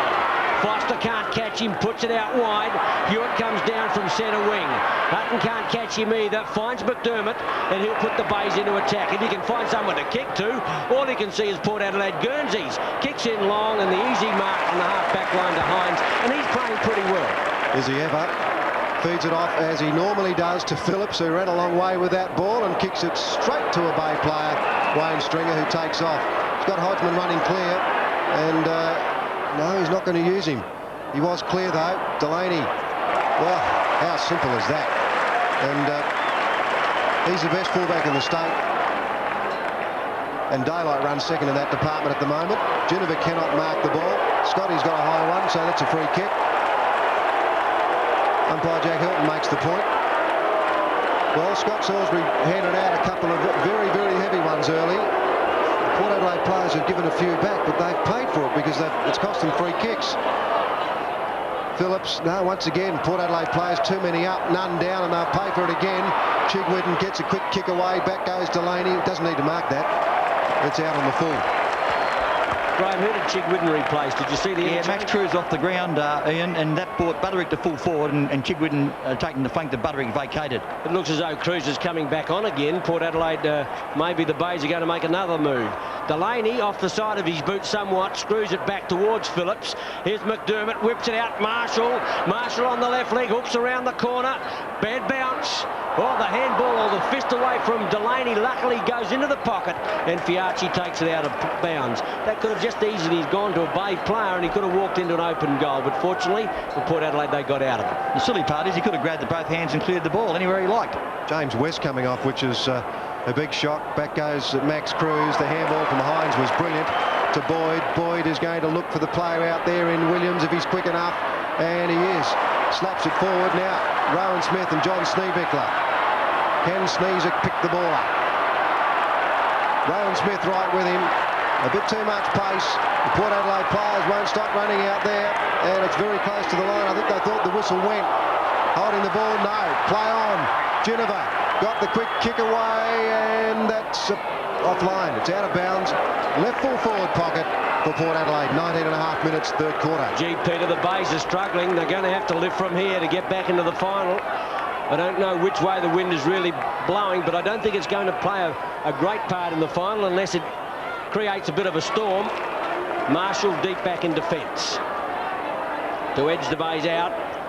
He's got Christie at centre wing. Not a lot of movement for him. Cruz gives a lead now. He puts it up for grabs. Christie. Hines is in there, and the big fellow takes a fine mark. Has this fellow improved a bit? Got to be 15 metres. We get a little bit testy in there again. Hines, the bearded boy, the man from Woodner, or the West Coast. I think that's Woodner way. There's nobody on the mark again because I think they've been pinched 15 metres. Hines puts it up now for Hodges out. He steams, gets the leap, or he can't get off his feet in the end. He ran too fast and couldn't get the leap away. Under pressure was Marshall. Back in defence is Seabohm, and the ball goes out of play. The Port players are simply swamping the Bays every time they get near the ball. They've got such an attack on the ball that the Bays just haven't got time to spit. Surprisingly, though, Graham, the Port Adelaide players are still making a few errors up, particularly in the forward line. They've got more than one jumping for the ball, which, of course, is fundamental. You don't do that. Seabohm trapped the ball well, got it to Salisbury. Marnie tried to take him out, but that's more optimism than reality. Away goes Stringer. The kick's not that good, although it gives Hodgman a chance. Tries to pass off and puts it out for Butterick. Back goes Delaney. No mark taken. Chigwidden with pace. Swamped by Leslie. Now Hewitt deep into the pocket, hooks it back, did a pretty good job with it. Bay players everywhere, can't mark it, big pack of players. Here's a chance, no chance. The tackle's too good, there'll be a bounce down left full forward pocket for the Bays. The Port Adelaide defence standing up wonderfully well. Big raps for it all season. There has been none better. I suppose that's why they're the minor premier. 7-10 to 3-6, a bounce in the left full forward pocket. The Bays desperately needing a goal now. 21 minutes gone, the third quarter. Carey, he's one back. Here's a chance for them if they can get a sit somewhere. Butterick, upended, beautifully done Abba. Gets it out for Delaney, and Port Adelaide once again supreme. Short to Harrison, half-back flank. Abba creates the run. He can't get clear. Harrison, half-back flank to edge them out again now. Looks for the leads. Foster on the half-forward line. Grenvold's there as well. Here's a chance now for Marnie. Within there is Christie. The ball is out of bounds. Port Adelaide has it on their half-forward line. They're working hard, Port. Just sheer perseverance is winning this game for them. No question about that. Certainly a lot of huff and puff there as Darren Smith comes from behind, doing the ruck work across half-forward. Salisbury smothered. Ginniver with sleight of hand. Well, that was well done by Sneebickler. He was caught in no man's land there, and he did a good job. And umpire Jack Hilton is going to bounce it. To be honest, Peter, he was due for a stroke of luck. Sneebickler has been having a pretty horrific quarter, quite frankly. Been a tough day for him. Recruited from South Adelaide, playing in his first grand final. Over the top went Seabohm. Alan Stringer, who's played pretty well for the Bays. Greg Phillips makes on a big leap, and that could be a lifter for the Bays as he plays it off. Talking about lifters, he finally gets the kick away. Max Cruz gets front spot, can't mark the ball. Chigwidden with pace. That's what they need. A bit of that, and Hodgman, so whoop, that missed. Hodgman took the mark, and that was a good kick by Chigwidden. Superb kick. He just flipped the centre beautifully, and Roger Delaney was a split second away from that mark, but it was perfectly judged by Chigwidden and good courage by Hodgman standing his ground, taking the mark. Now a 15-metre pull as well, making Hodgman's task not as difficult as it would have been. That was surprising because the umpire obviously told him 3 or 4 times to move back. Now, I wonder if Fiachi could hear. He certainly didn't obey. If he did... Still the dead man's pocket, Pete. Yes, he'll need to kick it hard, and he has missed. Well, the vagaries of football park, as has often been said. Well, it looked like he was in the Seoul Olympics, the way they were using those streamers. Sorry, Ed, but we've said all year, haven't we? This side of the ground is diabolical, and I won't lay much blame at Kim Hodgson's feet for missing that goal. He wouldn't get too many points out of 10 from the judges for that. Abernethy, 7-10 to 3-7. Leslie. Not a lot of people standing there, men at the moment. Leslie goes out long towards centre wing, getting back on it. Christie, Rowan, Smith, Hines, Fiachi. Darren Smith, the runner, is Rowan. Missed him with a handball. Stabickler getting back for the Bays, close to the line. Can't get past Foster. Hewitt can. McDermott. They're struggling. Hewitt again. Back towards Fiachi, looks a little gimpy. Puts it on the left leg, up high towards the half-forward line. It's all Glenelg. And Smith takes care of Stringer, and you can't do that in football. No, and the free kick goes to Alan Stringer, and the Bays will try and... Wayne Stringer, should I say. The Bays will try and set something up from here, although they haven't kicked a goal since the 18-minute mark of the first quarter. William Bruce has the ball on a string. 19th kick. Scott Hodges out from full forward, and he's going to get a free kick over the shoulder. Scott Hodges. Darren Foster leads into the open space. Back goes Darren Smith. He's found kicks hard today. Scott Hodges, though, is going to centre it, which is the right thing to do. Obst! Can't mark. Off hands. Who's quickest? Marshall's the man. Goes for the line. Ginniver just gets there, and it rolls over. So we'll see a throw in left half forward flank for Port Adelaide. Yeah, clever stuff by David Marshall, showing his experience. Handballed marginally, well, within play, but certainly was going to go over the line from the moment he got the ball. Into time on of the third quarter. Ginniver through. McDermott back in defence, under pressure. Marshall has got Mansell at centre wing. Has to go in high. Out comes Phillips. Couldn't get his hand on that one. Leslie against Chigwidden. Well done, young fellow. But couldn't keep the ball in play, and it's a throw in at the interchange gate. Port Adelaide lead by 27 points. Interesting contrast there, young Chigwidden against Leslie. It's a giant against a pygmy, but Chigwidden's had his moments since he's come on the ground. Mansell with pace, but how good's the tackle? Stephen Williams tackled him, and in the course of the tackle took the ball off him. That's how ferocious it was. Mansell kicked 2 goals in the first quarter, hasn't really been in it a great deal since that time. Left half forward flank, Port Adelaide. Darren Smith doing the ruck work again, gets a quick kick away. That will do. That'll do Jack. Through goes Hutton with a direct attack on the ball. Had to try and get rid of it. Hewitt, Seabone. Oh, Maynard, here's a chance. Maynard's got 100 metres. Foster is the man after him. Maynard is going to have to kick it fairly quickly. Super Carey and Boyd. Well, here's a chance. Butterick played on, and he's kicked goal. Yes, he has. The Bays have got an important one. 4-7 the Bays. Port Adelaide is 7-10. In defence. Boyd gets it out. Leslie. The Bays down by 21 points. Leslie trying to bounce it. Oh, he goes in board. That's not all that smart. Ginniver to Marnie. They got out of it. Port Adelaide out of defence now, long towards Darren Smith. With him there is Seabohm. He goes for the line. Rowan Smith in pursuit, can't get there, and the ball is out of play. Close to three-quarter time, and that was a very valuable goal to the Bays.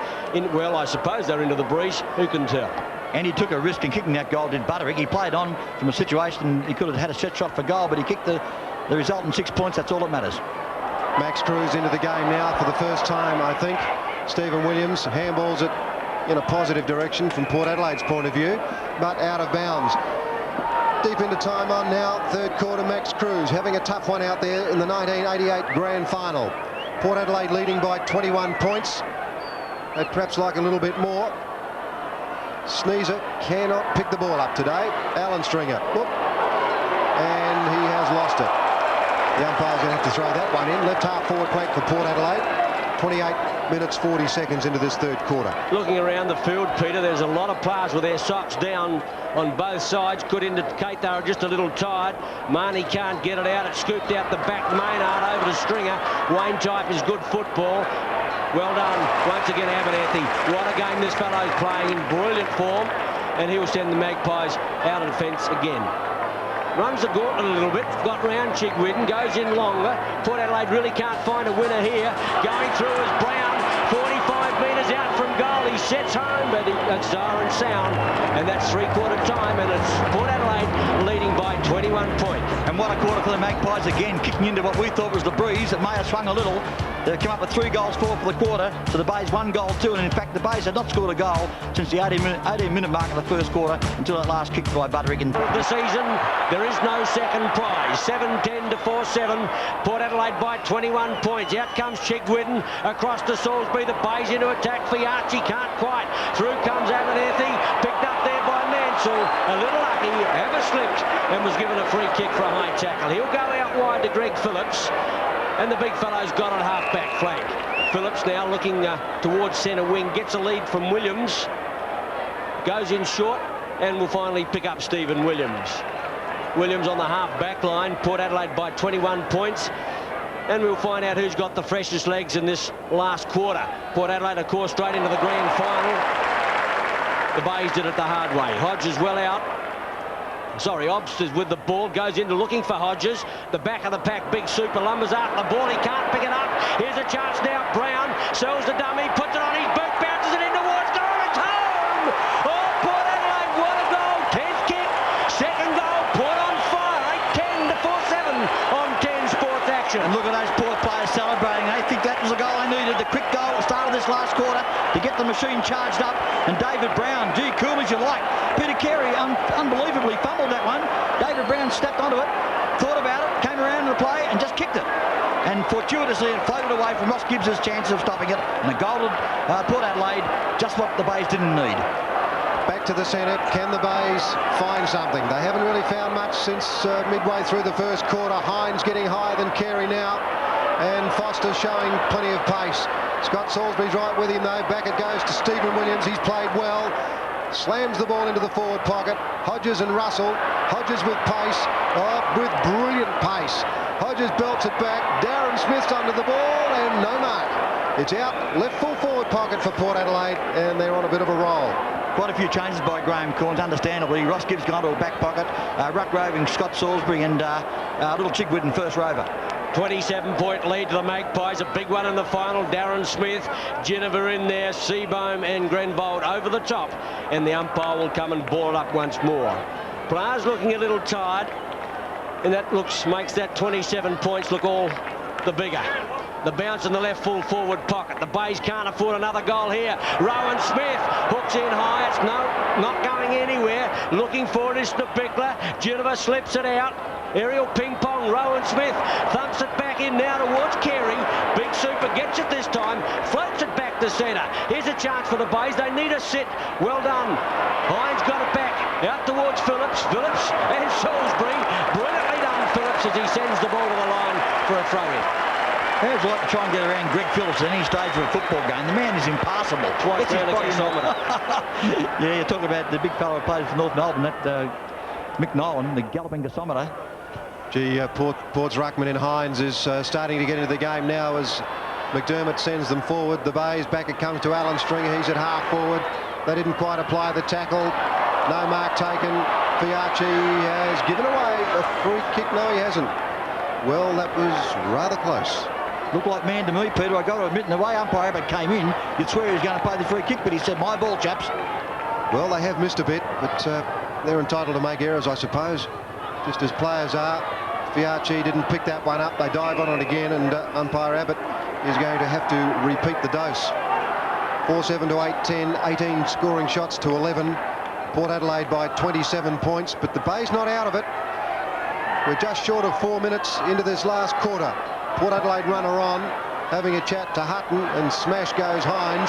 I don't know if he meant that, but he found Boyd.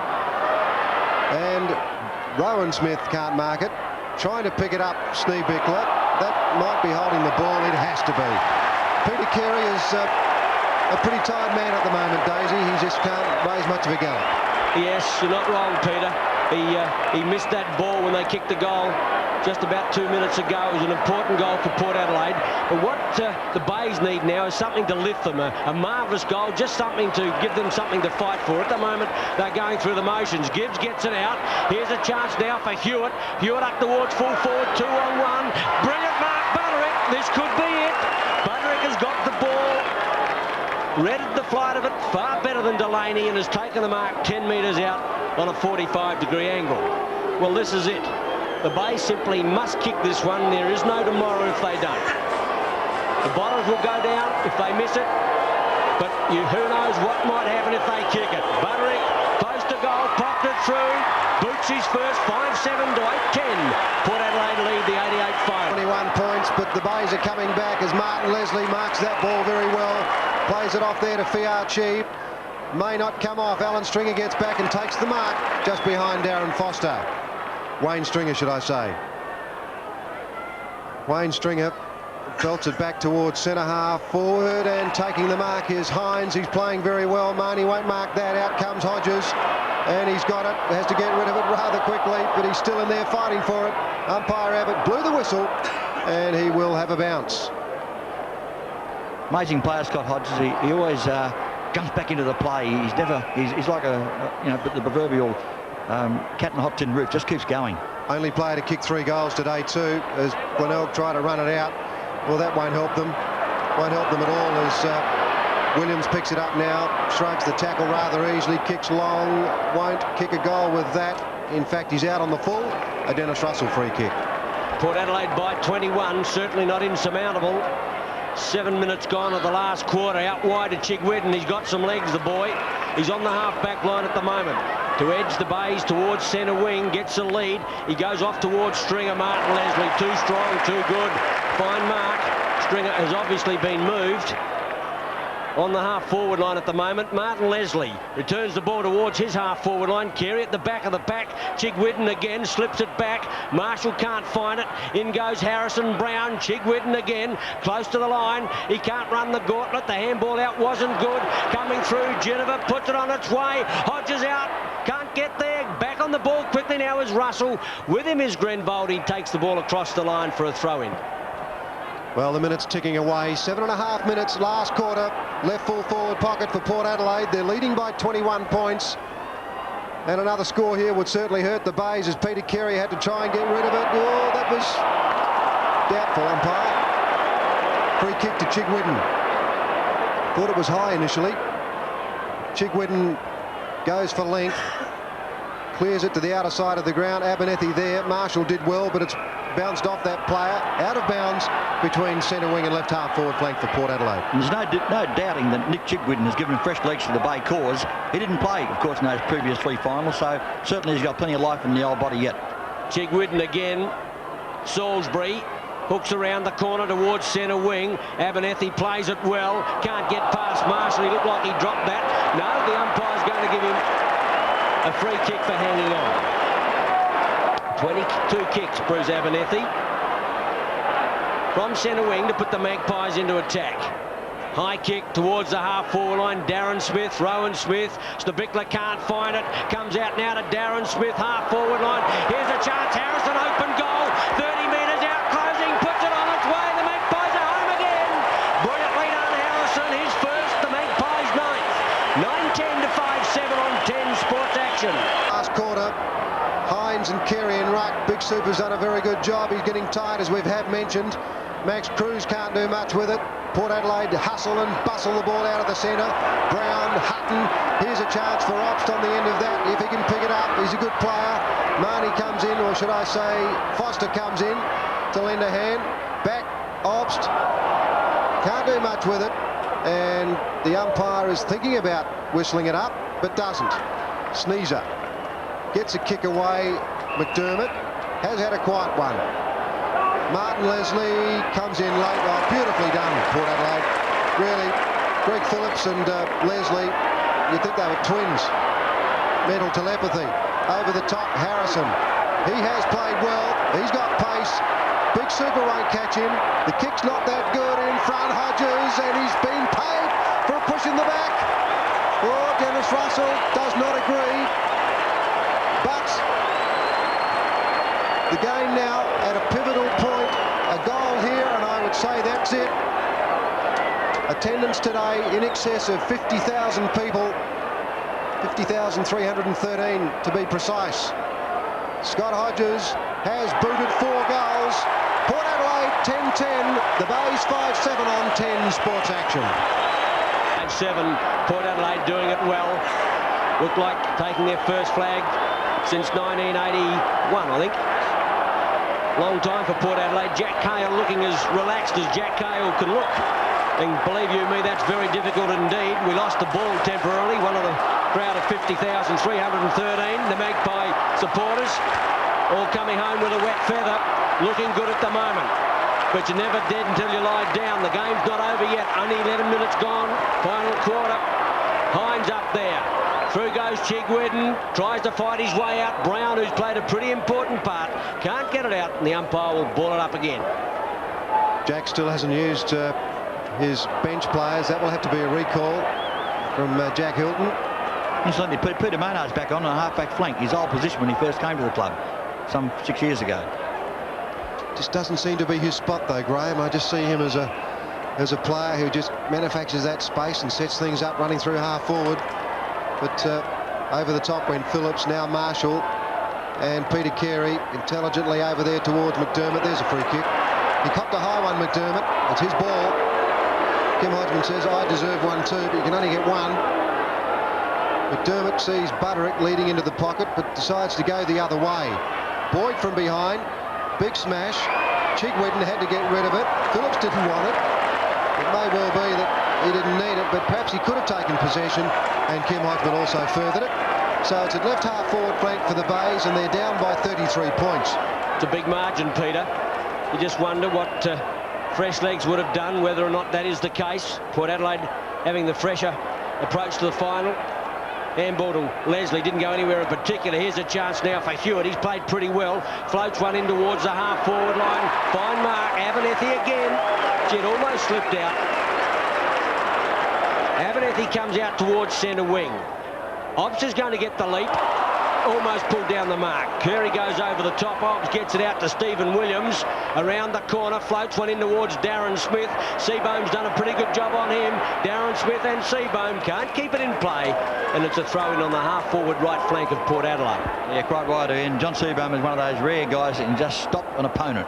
He's a stopper. And Darren Smith's had his hands full all day. 13.5 minutes, last quarter. If the Bays have going to do something, they'll need to start pretty quickly. Chigwedden held on to it for a long time, and umpire Abbott says it's my ball. Scott Hodges has booted 4, David Brown 2, Marnie, Harrison and Ginniver have kicked a goal each for Port Adelaide. Moving up on 14 minutes now. The Bays have only kicked 2 since the 18-minute mark of the first quarter, as Chigwedden, the only man it would appear with legs in this Bay side. Scott Halsbury with an injudicious jump that didn't really achieve anything. Back it comes to Leslie, who finds Williams. Williams now will keep it on this side, and Foster lets him down. Hodgman back to McDermott, who's not travelling like a winner. Puts it up. Fiachi's there, can't mark the ball. Brilliant Bruce is involved again, and when he is, Port Adelaide normally come away with it. That is just in. Left half forward flank the Bays. 14.5 minutes last quarter, and they're still down by 33 points. Roger Kerr about to come on. Foster off for Port Adelaide. Looking just a little gimpy, but that's fresh legs for Port. Hines puts the ball back from whence it came. That was straight out of play. And immediately Kerr goes to the half-forward line for Richard Foster. Port Adelaide playing cool football now, going like winners. Cruz. Phillips at the back, he'll need support from there. Oh, got rid of Chigwedden, but the umpire's seen a free kick. It's going the way of McDermott, didn't pick it up, and it might be beyond Bone's length from there to kick a goal. Bone McDermott thought about a pass, now puts it up for grabs. Who's up there? There's going to be West, the big leaper. The back of the pack, it's Salisbury, hooks around the corner, and I think he's just put it right on the line for a throw-in, right full forward pocket. Very strange to see Scott Salisbury shooting for goal. It's not his greatest attribute, but nevertheless he is a real goer and still trying hard. But at the same time, we see Ross Gibbs languishing in a back pocket. There's a big snap at goal. Well done, Alan Stringer. So the Bays still fight on. A goal to Alan Stringer Port Adelaide 10-10, the Bays 6-7 on 10 Sports. West off, attendance 50,313. They only booked 50,000 seats. Hodgman gets it to the half-forward line. Phillips almost a mark. Cruz through, slips it over to Stringer. Can he put it off now? McDermott crashes a tackle, gets run down, puts out the handball. Abernethy in trouble, goes for the line and kicks out on the fall. Can the Bays mount a challenge? They're only down by 27 points, but there's still 10 minutes of footy at least. Hewitt puts it up now. Here's a chance for the Bays. Big mark Cruz, and he's got it in that full forward pocket. Well, the Bays certainly not about to quit. Max Cruz, 35 out, 50-degree angle. Not an easy kick, but a very important kick.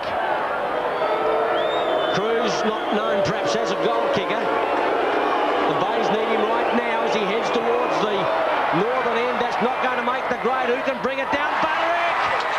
Big mark, Butterick, and the Bays are still in the fight. 10 metres out, right in front. No other hands got near the football, and Butterick has got a chance to get the Bays right back into it. Already booted two. That has made it 3. The Bays won't lie down. 7-7 they trail Port. 10-10 on 10 Sports Action. And hasn't the young man Craig Butterick given the Bays some hope playing at full forward? It was a somewhat belated switch by coach Graham Corns, finally getting Butterick up there in the square, but it's paid off. He's kicked 3 goals in his last 2 quarters of football, and the Bays live again. They're only 21 points down with some 10 minutes to go, I guess. Yes, it's a good comeback by the Bays. Port Adelaide now have to find something just a little bit extra. They got out to 10 goals and they had the Bays at 5, but the Bays have played in the last 3 grand finals, 4 in a row. Obst, Hodgman just missed it. Diving on top of it, Williams, he's going to cause another bounce, and the umpire Abbott will do just that. I think Peter Port would be crazy to lock play up now. They should still attack, play their natural game. Well, that is their game. This is the man that's fired the Bays, though, Nick Chigwidden. If the Bays kick one here, it'd be very, very interesting. Salisbury, Alan Stringer, left the ball go. Out comes Fiarchi if he can pick it up. Chigwidden in there fighting again. George Fiarchi to Leslie. They're going to have to keep playing it, Port Adelaide. They can't let it stop now. They made an error then, and Hutton takes it over the line. And we'll see a throw in just the attack side of centre wing for the Bays. The Tigers have got a sniff. Port Adelaide are getting a little tense. Christie, Hodgman runs into trouble, lost the footy. Down he goes again. Comes out to Hutton. He can't get it. Chigwidden in there as well. And the umpire will ball it up. It's a fascinating game just at the moment. The Bays are mounting their last comeback. Can they do it? 7 kicks Chigwidden since coming onto the turf. As Peter said, he's lifted them. Hines goes for the safety of the line, and it goes out of play on the half-forward left flank, almost up to centre wing for the Bays. We're past 19 minutes now, getting into the last stanza of this 1988 season, and it has been a beauty. Martin Leslie furthered it, and a good bounce for Ross Gibbs as he keeps it in play. Now can the Bays get one from here? Whoop. Not necessary. Martin Leslie's given away a free kick that he's going to think about for a long, long time. Graham Corns anxious. Ross Gibbs ducked the head. And Alan Stringer just got the kick away, and a good mark taken by Andrew Obst.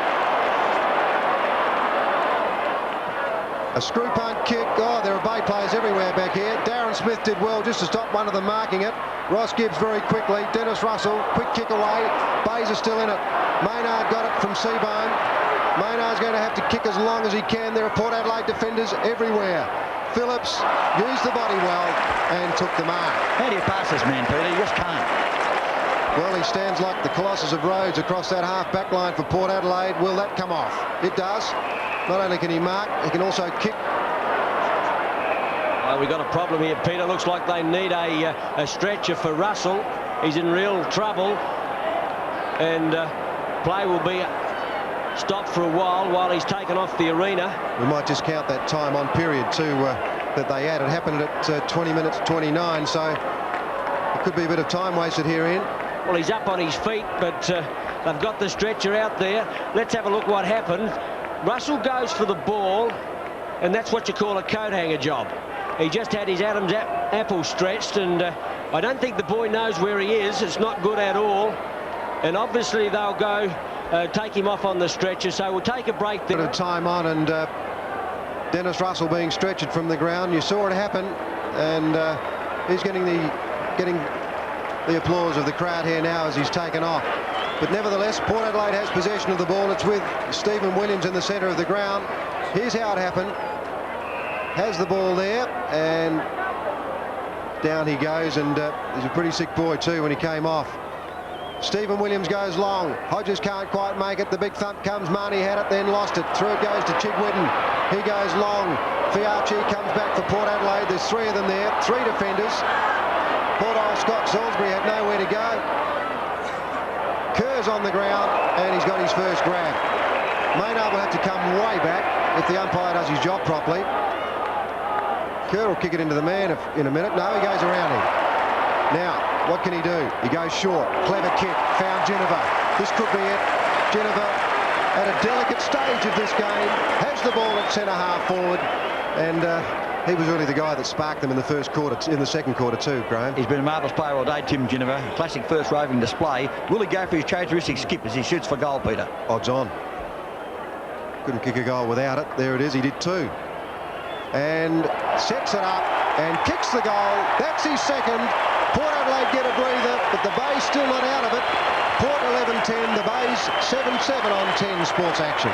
It's been an interesting last quarter. That's Port's fourth goal for the term, and the Bays have kicked three in the same time, so they still have stretched their lead somewhat since three-quarter time. And I guess you must say at this point in time it's Port Adelaide's premiership, but the Bays have been, well, dauntless in their comeback. It's been a courageous effort by all players concerned. Jimmy Geneva, very happy man, as are all Port Adelaide supporters. He looks like he busts a fetlock when he runs in to kick for goal. At the bounce, it's Hines. Christie gets the tap away. Stephen Williams almost nonchalantly grabbed high, and he's playing very coolly under pressure indeed. Puts it out wide. Greg Phillips is going to have to work hard for this. He can't quite get there, or does he? Brilliantly done, the big fellow. Just got his hand to the football and put it out of play. He's worked very hard, played extremely well, but what unbelievable experience the Bays have got across their half-back line. Sorry, Port Adelaide have got across their half-back line. Have they ever? That's the difficulty when you're playing Port Adelaide. You can't kick big scores. Evidenced here today, the Bays have booted 7-7, and they normally, I think if you went through the Bays results for the entire year, I doubt whether they would have ever kicked less than that. Right half forward flank for Port Adelaide. We're not far off 25 minutes, but we did take about a minute with that stretcher job. There was a throw by Geneva, and that was a handball. Marnie slipped over. Kerr.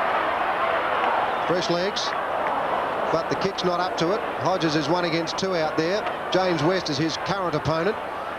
Dennis Russell having left the ground. Marshall, Abernethy. Maynard is gone. Cannot raise a gallop. Abernethy gets around the opponent pretty easily. Brown, I think, lost sight of it for a while. Tapped away there by Harrison. A great tackle by Geneva. Thought he might have got a decision in his favour, but umpire Jack Hilton is going to have to bounce it. Players running in slow motion out there. Jack Cale, the 1988 Premiership coach, and what a welcome return to Port Adelaide it's been. Return mid-controversy, but gee, well, he's proved a point. They've got a Premiership. Kerr runs into trouble. Marshall can't find it. Opts against Mansell, and the umpire will come and ball it up. There's some tired bodies out there. 11-10 to 7-7. Graham Corns, well, the Bays have given it their all, but on the day haven't been quite good enough. And what's going on behind those blue eyes is Christie gets it down. The umpire's going to give a free kick. It's going to Darren Smith. Slips it back here. Harrison bolts off. Oh, the kick's a shocker. Christie back in defence.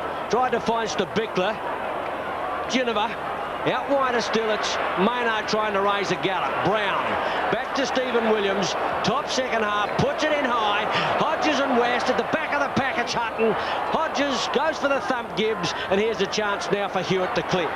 He might try and find Scott Salisbury. If he can't, they're in trouble, the Bays. Scott Salisbury is in a bit of trouble, but he's luckily gets a high tackle. The umpire says play on. Hewitt to Seabohm to Sneezer. Sneezer just gets boot to ball, and in comes Hines. He gets a B-grade bounce. Abernethy back on it. Leslie got in Abernethy's way, and away goes Alan Stringer. The bash he got last week didn't hurt him at all. George Fiacci completely missed Hines. They're giving the Bays another chance here. Big Super probably marked that. No, Boyd came in late and gets a good bounce. Played pretty well, Boyd. Gets it over to Brown. Brown could have used Rowan Smith. Jennifer will use him now. And Obst. They're zigzagging up the field now, Port Adelaide.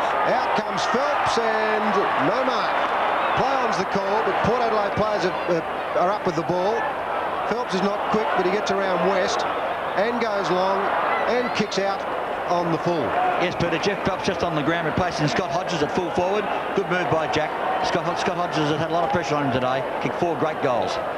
John Cale actually on the edge of his seat now. He's as confident as John Cale could ever be. Harrison, 27.5 minutes gone. We've got probably an extra minute to go whilst Dennis Russell was stretched from the arena. Williams sets it up again, finds Kerr, and he's got a couple of important touches in the latter minutes of this quarter. Roger Kerr only entered the arena at about the 21-minute mark when Russell was stretched off, but he set up the goal for Geneva, has a chance to kick one himself, and that certainly will be game, set and match. Kerr from 35 metres out, the kick is not good. Back the umpire Davison just indicates that it's 1 point only, and Port Adelaide go to 11-11 to the Tigers 7-7. It looks so easy sometimes at the finish of a grand final to get kicks, but believe me, every kick today has been hard earned by both sides. Ross Gibbs, a big bomb down towards the centre of the ground. Andrew Ops can't mark the ball. Stringer just missed Andrew Ops' head then as he went through, and coming back on it, Bruce Abernethy. 26 kicks. Indicates that he's going to go long. Obst comes in over the top again, but West in front, nearly marked the ball. Kerr, a quick change of direction. I don't know that he's achieved a great deal. In fact, he hasn't, but Ross Gibbs might give them the chance. Geneva, give him a smell of it, and he'll kill you. Through goes Williams. Stephen Williams, left foot kick, through it goes. The big victory salute by Stephen Williams. That's his first goal. Port Adelaide 12-11, the Bays 7-7 on 10 Sports Action. As I said a moment ago, it looks so easy in the latter stages of a grand final. When a side knows it can't win, well, I guess it just gives extra legs to the opposition. They pick up those easier goals late in the game. But believe me, it's been a real stirring contest today, and the Bays are to be congratulated for getting to the grand final in the first instance and for making it a real game in the second. Top goal of Stephen Williams. That ties up the ball game, but it wasn't already tied up. And there's Jack looking extremely happy. Couldn't agree more about the Bays. They've been magnanimous in defeat, or magnificent in defeat, but they've just got tired legs. Out goes Chigwidden, got it from McDermott. Here's a chance now, Hewitt, 45 metres out, put it on its way, the umpire motionless. The Bays fight back and got it, Hewitt. Boots his first, almost 30 minutes gone, but they trail 8-7 to 12-11 in a hopeless cause. Yes, the Bays go down fighting. Once again, the pressures are off now.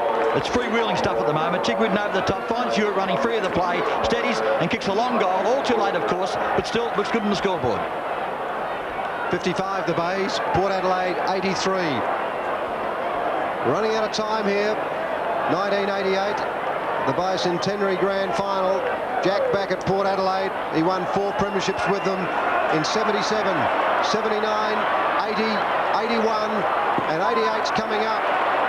5 premierships with one club. Not many coaches have done that. Jack Oatey did. Foss Williams did. But I can't think of anyone else that did. Left full forward pocket, Port Adelaide. Throw in about 10 metres around, over 30 minutes gone. Thrown left full forward pocket, up comes Christie. Stabickler trying to raise a gallop there. The umpire's going to give him a free kick, and he'll get it in the back pocket. Runs it back to Gibbs, who almost runs into trouble. In fact, Mr. Cool's lost a bit of it in this latter part of the game. He hasn't been his normal smooth self. Getting back on it, Hewitt, he hasn't been their worst player. Hutton has also done well, and the umpire will ball it up on the half-forward right flank. Everybody's tired. A packed house, and the ball inside the half-forward line for the Magpies. 12-11 to 8-7.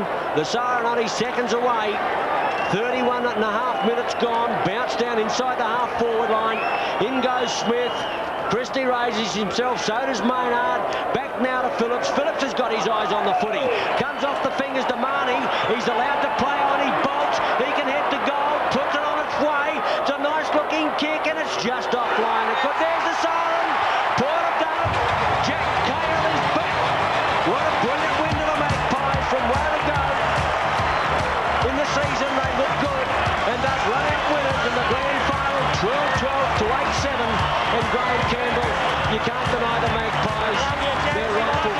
They sure can't, Ian. They sure deserve this flag.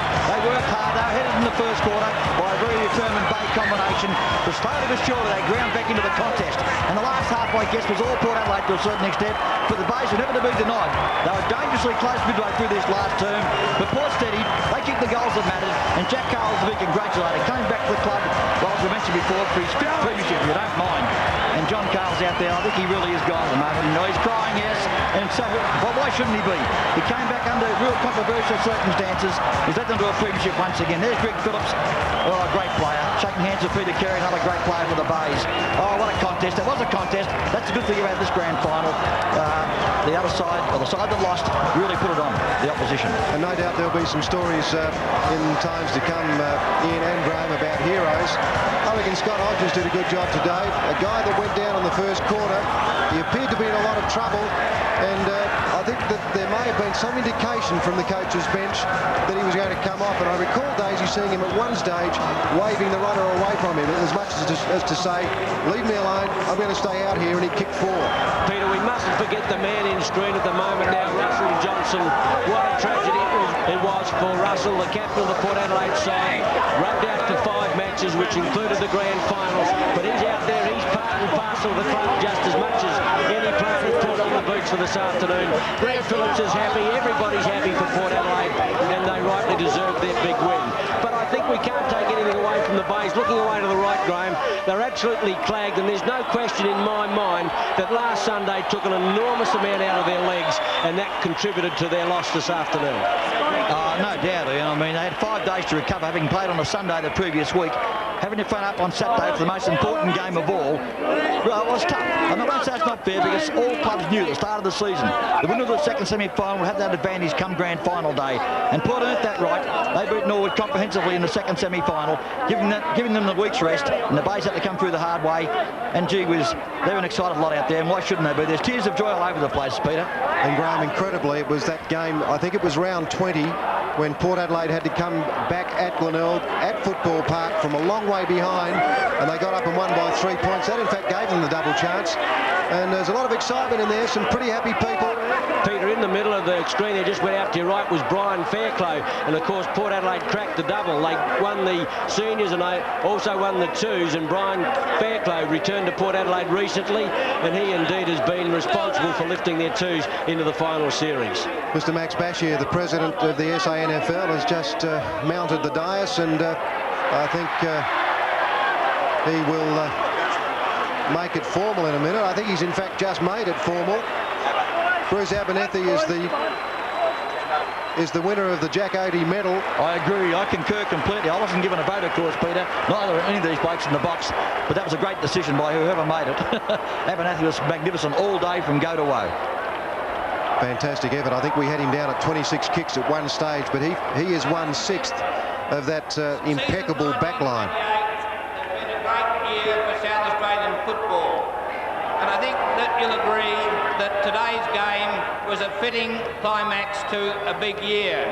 I congratulate both Glenelg and Port Adelaide on playing out the grand final, but congratulations are due to Port Adelaide on their marvellous win.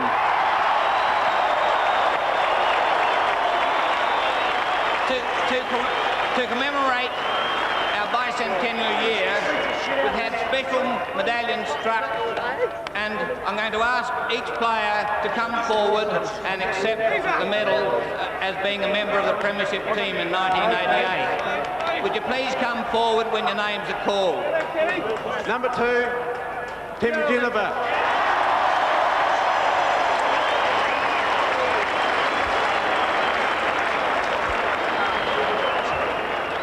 Number 3, Andrew Obbs.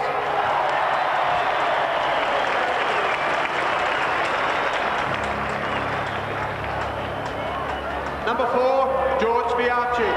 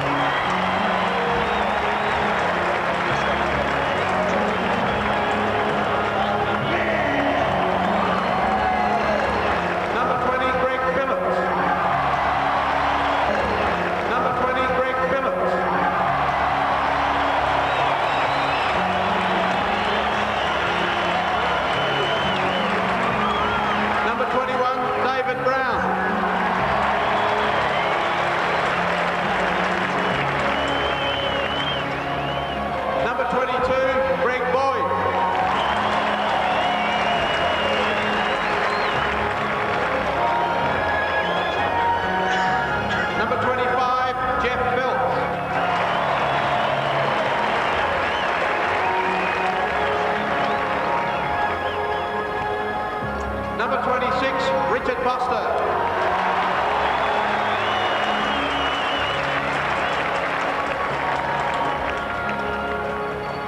Number 27, David Hutton.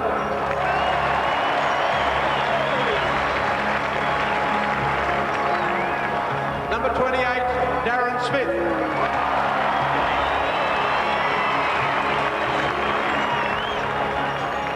Number 30, Roger Kerr.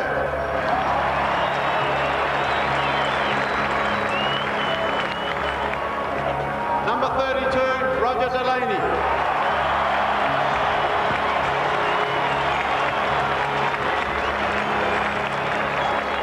The acting captain of the 1988 Premiers, Martin Leslie.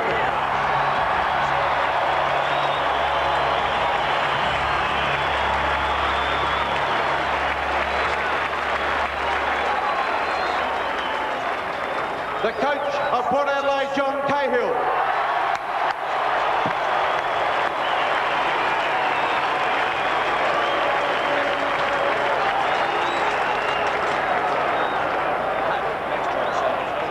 The President of the South Australian National Football League, Mr. Bashir, will now present the Thomas Seymour Hill Cup to the winning team, Port Adelaide.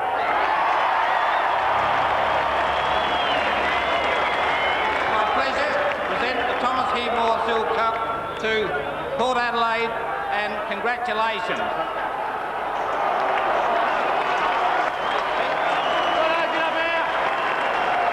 Russell Johnston's a legend, isn't he?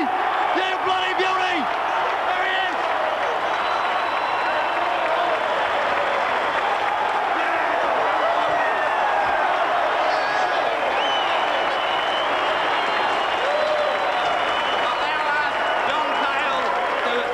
On behalf of the club, John Cale.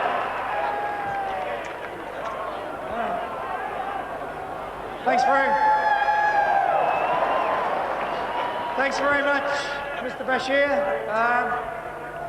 To all the supporters, Glenelg and Port Adelaide, I'd like to first of all thank you very much for coming today, and I'd like to thank Liz for putting up with me for the whole year.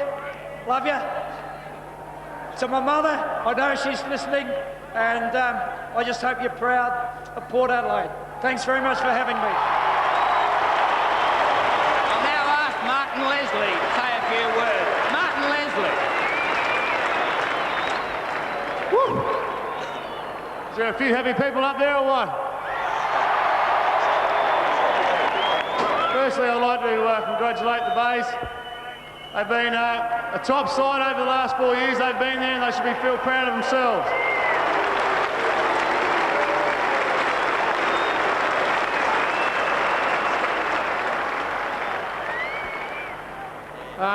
I don't really know what to say from now on. I'd just like to pay tribute to all these blokes down here and how hard we've worked over the last 10 months. To think back to January and all the hard work we did then, it's all come good now. I think we deserved it, don't you? Thanks very much to Jack Cale. He's done a great job. Jack's done a great job this year. There's a lot of other people that should be thanked, all these blokes around here, all the administration of the club, all you supporters that stay with us all thick and thin. You're a fantastic lot of you. Thank you. We now invite the 1988 Premiers to perform the traditional lap of honour.